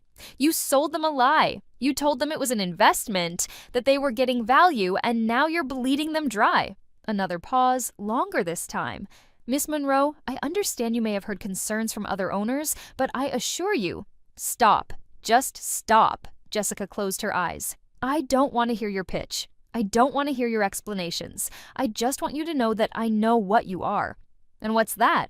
A predator, someone who profits from other people's trust. She hung up before he could respond. Her hands were shaking again. She set down the phone and stared at it, at her own reflection in the dark screen. A predator who profits from other people's trust. The description fit Rich Peterson perfectly. But didn't it also fit her? She'd used Miranda's trust, had manipulated their friendship to ensure Miranda would take the timeshare, had profited, if you could call avoiding financial ruin profit, from Miranda's ignorance. They were the same, she and Rich. Different methods, maybe, but the same fundamental willingness to hurt others for personal gain. The thought made her sick. That night, Jessica dreamed she was back in the Summit Springs conference room, but this time, she was the one giving the presentation, standing at the front of the room with a pointer and a smile, explaining to Miranda why the timeshare was such a great opportunity. And Miranda was listening, nodding, believing every word. The dream shifted. Now Jessica was signing the contract, watching the pen move across the page, unable to stop even though she knew what would happen next. The ink was red instead of blue, and it kept flowing, spreading across the page like blood, staining everything it touched. She woke up gasping, sheets tangled around her legs, the apartment dark and close despite the window unit running. 3:47 a.m., according to her phone. Too late to be awake, too early to start the day. She lay in the darkness, listening to Mrs. Patterson's television through the wall, trying to slow her racing heart. At 4:30, she gave up on sleep and made coffee. Sat at her kitchen table watching the sky lighten through the window, thinking about choices and consequences and the weight of knowledge. She'd been given an impossible gift, the chance to relive her life with full awareness of what was coming, and she'd used it to save herself by destroying someone else. There was no way to reconcile that with being a good person, no rationalization that would make it okay. The question was, what did she do now? She couldn't undo what she'd done. Couldn't go back and warn Miranda. Couldn't prevent the assessment. The timeline had already shifted. Reality had already reformed itself around her choices.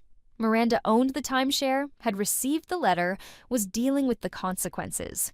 But maybe Jessica could help with those consequences. She had savings. Not as much as Miranda, but some.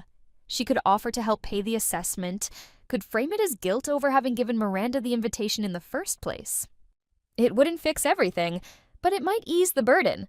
The thought had barely formed when she recognized it for what it was. Another attempt to feel better without actually making things right. Throwing money at the problem wouldn't change what she'd done, wouldn't address the fundamental violation of using Miranda as a shield against consequences Jessica had wanted to avoid. No. If she was going to make this right, if that was even possible, she had to tell the truth. The realization settled over her like weight, like water, like inevitable conclusion. She had to tell Miranda everything about the rebirth, about the original timeline, about knowing what would happen and choosing to let it happen to Miranda instead. She had to confess the whole ugly truth and accept whatever consequences came. Miranda probably wouldn't believe her. You would think Jessica had lost her mind, was having some kind of breakdown, but at least she'd know that something was wrong, that Jessica's actions hadn't been random or thoughtless, but deliberate and calculated. At least she'd know who Jessica really was. Jessica finished her coffee and watched the sunrise, thinking about what she would say and how she would say it. The truth was impossible, but silence was no longer sustainable. She'd have to find words for the impossible and hope that somewhere in the explanation, Miranda would understand. Or wouldn't. Either way, the truth had to be told. She picked up her phone and typed, "Can we talk? There's something I need to tell you." She stared at the message for a long time before sending it. The response came 3 hours later. "I'm listening." They met at the same coffee shop where they'd had drinks months ago, back when Miranda was excited about the timeshare and Jessica was carrying the weight of knowing what would happen.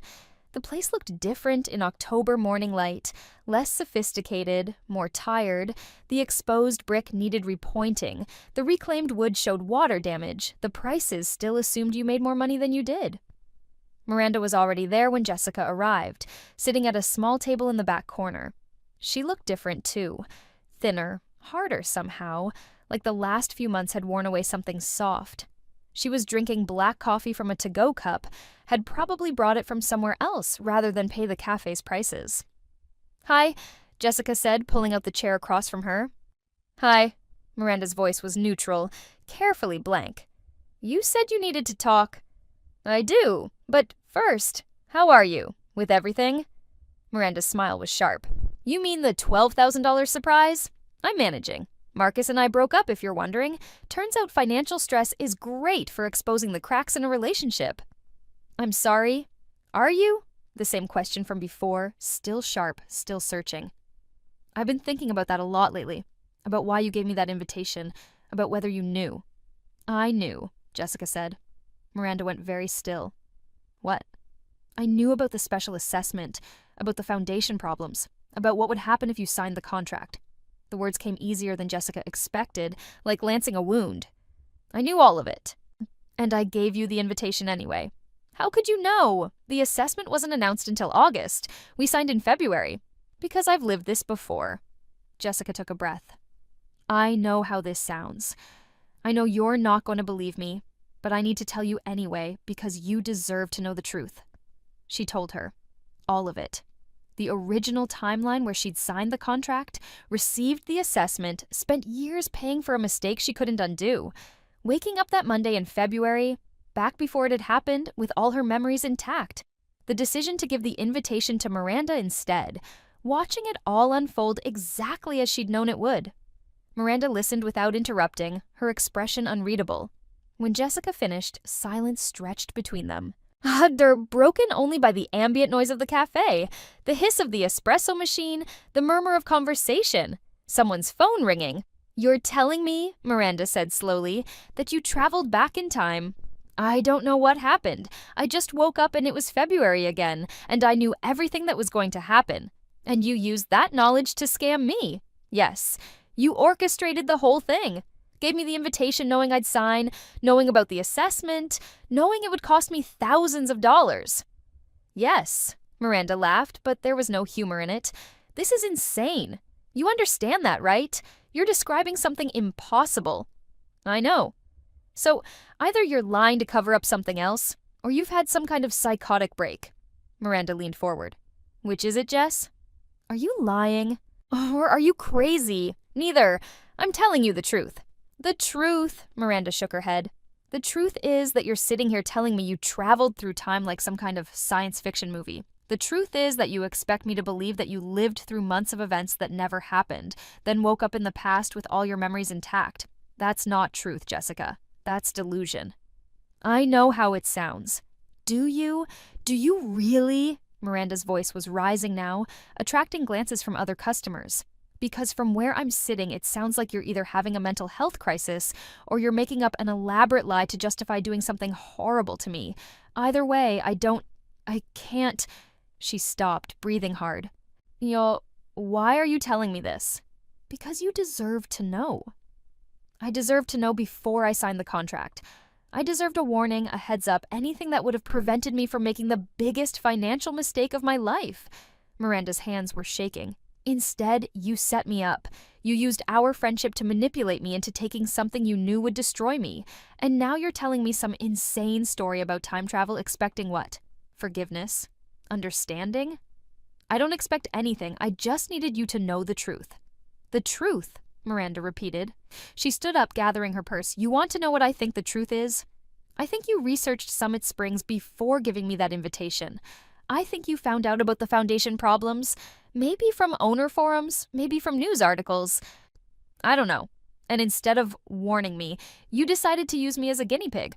Or maybe you were just jealous of my job, my life, my relationship with Marcus. So you found a way to hurt me while making it look like a gift. That's not what happened. Then what did happen? Explain it to me in a way that makes sense. Because time travel doesn't make sense. Your story doesn't make sense. Nothing about this makes sense except that you hurt me deliberately, and now you're trying to justify it with fairy tales. Jessica had known this would happen, had known Miranda wouldn't believe her, but hearing it laid out, hearing how it sounded from the outside, made her realize how impossible the truth really was.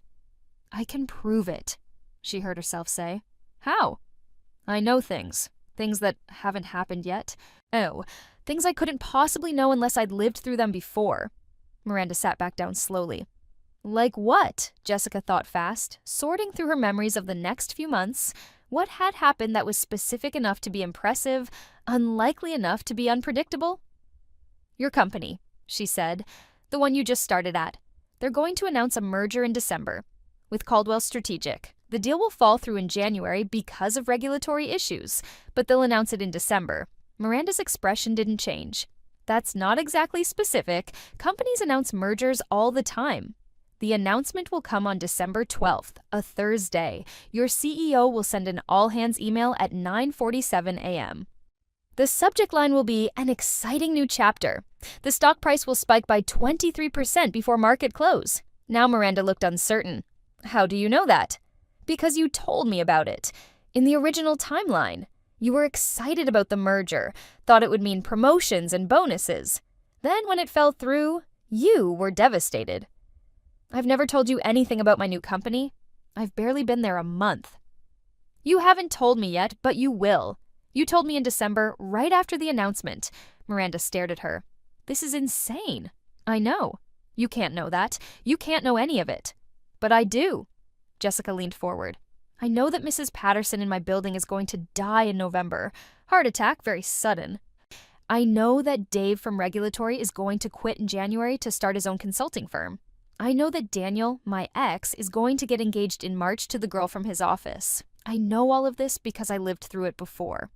Or you're making educated guesses based on patterns and probability. On December 12th at 9:47 a.m., check your email. When you see the merger announcement, you'll know I was telling the truth. Miranda stood up again, but this time her movements were less certain, more hesitant.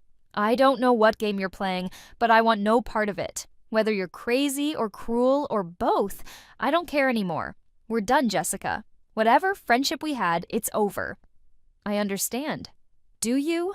Do you understand that you've destroyed the last few months of my life?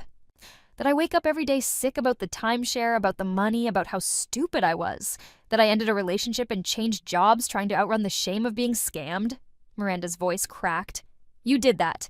Whether it was through time travel or research or just pure malice, you did it. And I will never forgive you for it. She left, walked out of the cafe without looking back, leaving Jessica sitting alone at the small table with cold coffee and the weight of truth no one could believe. Jessica sat there for a long time after Miranda left. The cafe filled up with the lunch crowd, people ordering complicated sandwiches and $14 salads, chattering about work and plans and the mundane details of lives untouched by impossible knowledge. She'd told the truth. It hadn't helped. Maybe nothing could help at this point. The damage was done, the friendship destroyed, the betrayal complete. But at least Miranda knew now, even if she didn't believe it. At least Jessica had stopped carrying the lie. Her phone buzzed. A text from Patricia. You coming back to the office? Dave is asking about the ventilator manual. Jessica typed back, on my way. She left money on the table for coffee she hadn't ordered and walked out into October sunshine. The world continued its relentless forward march, indifferent to personal catastrophes and broken friendships and the impossible weight of living the same life twice. At work, she threw herself into the ventilator manual with desperate focus, translated engineering specifications into clear language, created diagrams and warnings and step-by-step instructions, lost herself in the precision of it, in the comfort of problems that had definite solutions. Patricia stopped by her desk around 3 p.m. with coffee and concern. You okay? You've been staring at that screen for 3 hours straight. Just focused. Focused like productive or focused like avoiding something? Jessica managed to smile. Little of both. Patricia set down the coffee, a simple drip coffee, not the expensive artisanal nonsense from the cafe, and perched on the edge of Jessica's desk. I'm not going to pry, but if you need to talk, or if you need a distraction, or if you just need someone to sit with you while you stare at specifications, I'm here. The kindness was almost unbearable. Jessica felt tears prick at her eyes and blinked them back. Thank you, she managed. That's what friends do, Patricia said simply. Then, standing. Also, Dave wants the manual by Friday. Just FYI. I'll have it done by Thursday. Overachiever. Patricia smiled and left, her cardigan swishing, coffee mug leaving a faint trail of steam. Jessica turned back to her computer and worked until the words blurred together. Worked until her eyes ached and her shoulders cramped and her mind finally, mercifully, went quiet. The weeks leading up to December 12th passed in a kind of suspended animation. Jessica existed, functioned, went through the motions of her life, but everything felt distant and unreal. She was a ghost, haunting her own existence, waiting for the one piece of evidence that might prove she wasn't crazy. November arrived with the first real cold snap. Mrs. Patterson died on the 17th, exactly as Jessica had predicted. The ambulance came in the early morning. Oh, lights flashing, but no siren because there was no rush anymore. Jessica watched from her window as they carried out the stretcher, the shape under the sheet small and final. She'd known it was coming, had even considered warning someone, calling 911 preemptively, suggesting Mrs. Patterson get her heart checked. But who would have believed her, and how would she explain knowing? So she'd done nothing, and Mrs. Patterson died on schedule, and Jessica added another weight to the burden she carried. The funeral was small. Jessica went, stood in the back of the church, listened to Mrs. Patterson's daughter talk about a woman Jessica had barely known, despite living next door to her for 3 years. After, she signed the guest book out of obligation and left before anyone could ask how she knew the deceased. That night, she lay in bed listening to the silence where Mrs. Patterson's television used to be. The absence was profound, unsettling. She'd complained about that television sound for years, had been annoyed by its constant drone. Now she'd give anything to hear it again. At work, Dave gave his notice the first week of December, announced it in an all-hands meeting, looking nervous and excited in equal measure. He was starting a consulting firm, he explained, focusing on regulatory compliance for medical device startups. He'd be leaving end of month. Patricia leaned over to Jessica during the meeting and whispered, "Did you know about this?" "No," Jessica lied. "Weird. He's been acting strange for weeks. I wonder what prompted it." Jessica wondered too. In the original timeline, she'd been surprised by Dave's announcement, had never seen it coming. But this time, knowing it was coming, she'd watched for signs. Had noticed Dave's distraction, his increased private phone calls, the way he'd started delegating tasks he normally hoarded. Had her knowledge changed anything? Or had Dave always been planning this and Jessica had simply been too self-absorbed to notice the first time? The question haunted her. How much of what she remembered was objective truth, and how much was filtered through her own limited perspective? She'd assumed her memories were complete, accurate, reliable, but memories were always subjective, always incomplete. What if she'd misremembered crucial details? What if the future she was predicting was based on faulty recollection? December 12th fell on a Thursday, exactly as she'd told Miranda. Jessica woke at 6:30 to her alarm, got ready for work with mechanical precision, drove through the cold morning to MedEquip Solutions. The parking lot was its usual Thursday occupancy, maybe slightly more full because of the approaching holidays. She sat at her desk, opened her email, watched the unread count climb as messages loaded. Nothing unusual, just the normal deluge of newsletters and notifications and mundane work correspondence. At 9:47, she refreshed her email. Nothing. 9:48. Still nothing. At 9:51, 3 new messages appeared. One from HR about updated benefits enrollment. One from the IT department about scheduled maintenance. One from... Her heart stopped. An email from Miranda. Sent 8 minutes ago at 9:43. Subject: You were right. Jessica's hand shook as she opened it. I don't know how you knew. I don't know what to think. But at 9:47 this morning, my CEO sent an all-hands email announcing a merger with Caldwell Strategic. The subject line was, an exciting new chapter. The stock is up 21% as of this writing. You knew. You knew? How is that possible? I still think you're hiding something. I still think there's an explanation that doesn't involve time travel. But I can't figure out what it is. What are you? Jessica read the message 3 times. Then she opened a new reply and stared at the blank screen, cursor blinking, waiting for words that wouldn't come. What was she? A person who'd been given impossible knowledge and used it to save herself at someone else's expense. A friend who'd betrayed trust in the service of self-preservation. A woman carrying memories of a life she'd lived and unmade and couldn't escape. She was all of these things and none of them. Why was ordinary and impossible in equal measure? After a long moment, she typed, Can we talk? In person? The reply came quickly. Tomorrow, 6 p.m. That coffee shop. Jessica closed her email and sat very still, feeling the weight of tomorrow pressing down like weather. Miranda believed her now, or was at least open to believing, but belief didn't erase what had happened, didn't undo the timeshare or the assessment or the months of damage. It just meant they could both see the truth clearly now. The rest of the day passed in a blur. Jessica worked, attended meetings, responded to emails, all while carrying the knowledge that everything was about to shift again, that tomorrow she'd have to face Miranda with proof of her claims, and together they'd have to figure out what came next. That evening, she drove home through early darkness. December sun setting before 5 p.m. The parking lot of her apartment complex looked different without Mrs. Patterson's Lincoln. Someone new had moved into the apartment. Jessica had heard them moving furniture over the weekend, but she didn't know anything about them yet.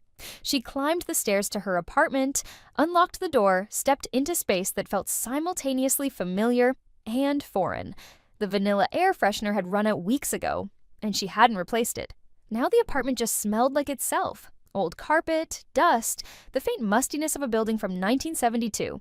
She made dinner, pasta from a box, sauce from a jar, and ate it without tasting it. Tried to watch TV and couldn't focus. Tried to read and gave up after 3 pages. Finally, she just sat on her couch in the dark, waiting for tomorrow to arrive. The coffee shop at 6 p.m. on a Friday was quieter than it had been on Thursday morning.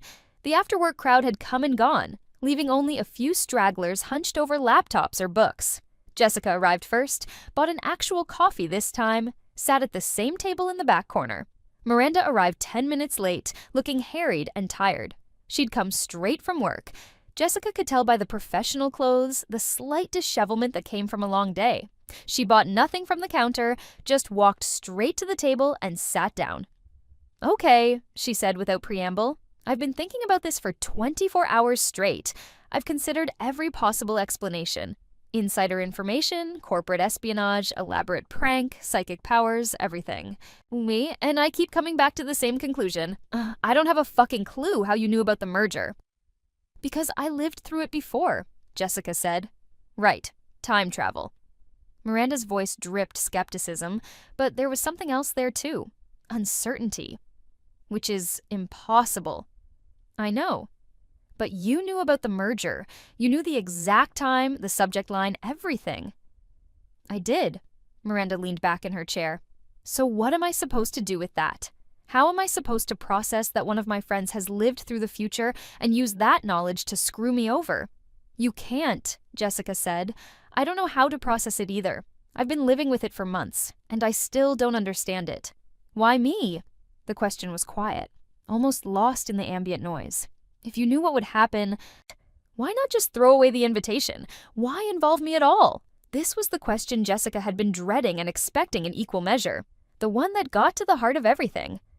"Because I was scared," she said, "because I remembered what the timeshare did to me, financially, emotionally, all of it. And when I woke up back in February, all I could think about was avoiding it, making sure it didn't happen to me again." "So you made it happen to me instead?" "Yes." "You used our friendship as a weapon?" "Yes." "And you expect me to what? Forgive you because you had a good reason?" "No," Jessica said. "I don't expect forgiveness. I just want you to understand what happened. Why it happened." Miranda was silent for a long moment. When she spoke again, her voice was different. Not angry, not hurt, just tired. "Yeah, the worst part is that I get it," she said. "I understand the logic. If I'd been in your position, if I'd known what was coming, I probably would have done the same thing. Self-preservation is powerful, and you didn't force me to sign the contract. I made that choice myself. But you wouldn't have been in that position if I hadn't given you the invitation." "True." Miranda looked at her hands, at the table, anywhere but Jessica's face. "So where does that leave us?" Jessica had thought about this question constantly since their last meeting, had turned it over in her mind from every angle, looking for an answer that would make things right. There wasn't one. "I can't give you back the time you've lost," she said, "or the money, or the peace of mind. I can't undo what I did, but I can help with the assessment." "I have savings." "I don't want your money," Miranda cut in. "I don't need it. Marcus and I had a trust fund from my grandmother. We're using that to pay the assessment. The money's not the issue." "Then what is?" "Trust." Miranda finally looked up, met Jessica's eyes. "You're my friend. Or you were. I trusted you, and you took that trust and used it to hurt me. That's what I can't get past. Not the timeshare, not the money, not even the whole impossible time travel thing. It's that you knew you were hurting me and you did it anyway. The words landed like blows. Jessica absorbed them, felt their truth, couldn't dispute any of it. "You're right," she said. "Everything you're saying is right. I knew, and I did it anyway, and I have to live with that." "So do I," Miranda said. "That's the part you don't seem to get. This isn't just your burden to carry. I'm the one stuck with the timeshare. I'm the one who has to explain to my family why I signed a stupid contract. I'm the one who wakes up every morning regretting it. You gave me that weight, and I can't put it down." Jessica had no response to that. What could she say? Sorry seemed inadequate. Any explanation would sound like an excuse. So she just sat in the silence, letting Miranda's words hang between them. "I need you to understand something," Miranda continued. "I believe you about the time travel, about knowing the future, all of it. I believe you because there's no other explanation that makes sense. But believing you doesn't mean I forgive you. It doesn't mean we're okay. It just means I understand what happened." "I know." "Do you? Because you keep acting like if you just explain enough, if you give me all the facts, somehow that will make it better. But it doesn't. Understanding why you hurt me doesn't make me hurt less." She was right. Of course she was right. Jessica had been so focused on the confession, on the truth-telling, that she'd lost sight of the fundamental fact. Knowledge didn't equal healing. "So what do we do now?" Jessica asked. Miranda considered this. "I don't know. Part of me wants to never see you again, to just cut you out of my life and move on. But another part of me is curious, I guess. You've lived through the next few months. You know what's coming. And as angry as I am, I can't help wondering if that knowledge could be useful. I'm not going to tell you the future." "Why not? You already changed it by warning me about the merger. Why not keep going? Tell me what to avoid, what to pursue, how to make the best choices." "Because it doesn't work that way," Jessica said. "Every change I make ripples outward. I've already shifted the timeline in ways I can't predict. The future I remember might not be the future that's coming anymore. But you knew about Mrs. Patterson. You knew about Dave. You knew about the merger. For now. But the further we get from February, the less certain I am about anything. The timeline is diverging. Soon my memories won't match reality anymore, and then I'll be as lost as everyone else." Miranda absorbed this. "When do you think that happens? When does your knowledge become worthless?" "I don't know. Maybe it already has. Maybe everything I remember is already wrong because I changed the initial conditions. Or maybe you still have time to help people. To warn them about things that are coming. And maybe I've already done enough damage." They sat in silence for a while. The coffee shop continued around them, the hiss of steam, the clatter of cups, the ordinary sounds of ordinary lives. Jessica thought about all the futures she'd seen and unseen, lived and unlived, about the weight of knowledge and the burden of choice, and the impossible task of living twice. "I'm going to need time," Miranda said eventually, "to process all of this, to figure out what I feel and what I want, but I don't want to cut you out completely, not yet anyway, okay? And I need you to promise me something." "What?" "No more manipulation, no more using your knowledge to steer my life. If we're going to have any kind of relationship going forward, it has to be honest, completely honest." "Oh, even when the truth is impossible." "I promise," Jessica said, and meant it. Miranda stood, gathering her things. "The assessment is due in January. I'm going to pay it, move on, try to sell the timeshare or rent it, or just live with it. And you're going to have to live with knowing what you did. That's the deal." "I can live with that." "Good." Miranda paused at the edge of the table.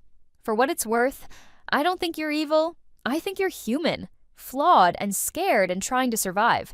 But that doesn't mean what you did was okay." "I know." Miranda left.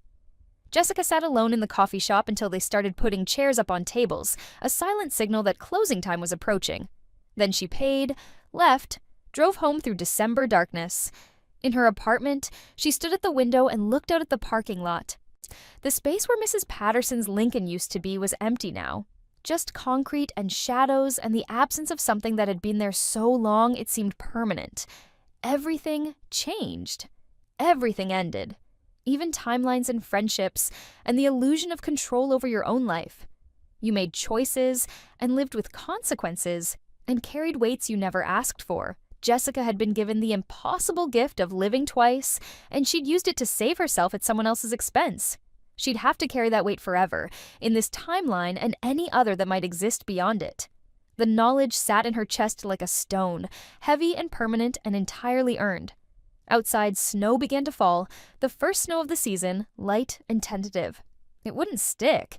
December in this city was too warm, too uncertain.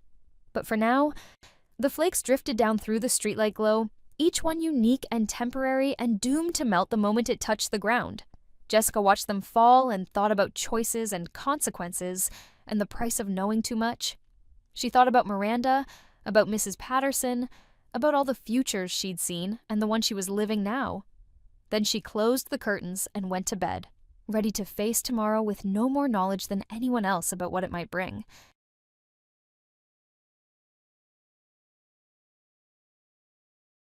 Why are we fucking spiders? It's best not to ask. Yeah, but the Princeton Velvet Touch I like. What's the context? Not here to fight. It sounds crude, yeah. Of all the wild shit, fucking spiders is a new... Yeah. Didn't come here to fuck spiders. They are really nice. The Velvet Touch are really lovely. And the Paulina Brights are expensive, but they use a cruelty-free, like, synthetic hair.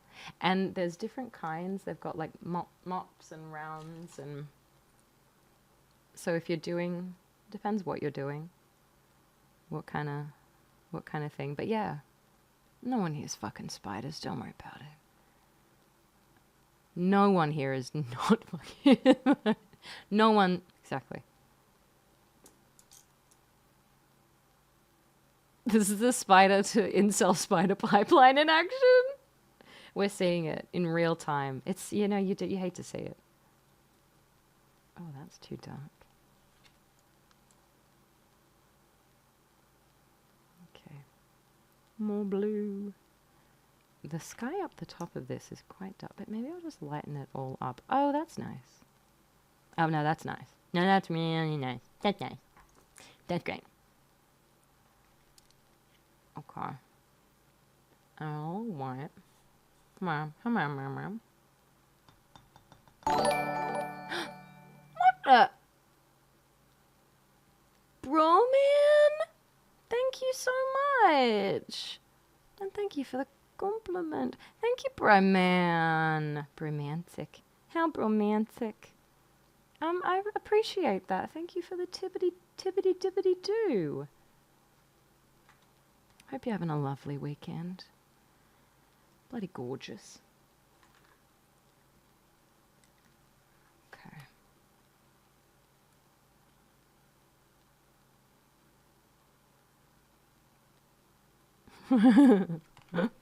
Who did that, Claw? Hex. Beautiful. She's an icon. Okay. Just gonna go in with this.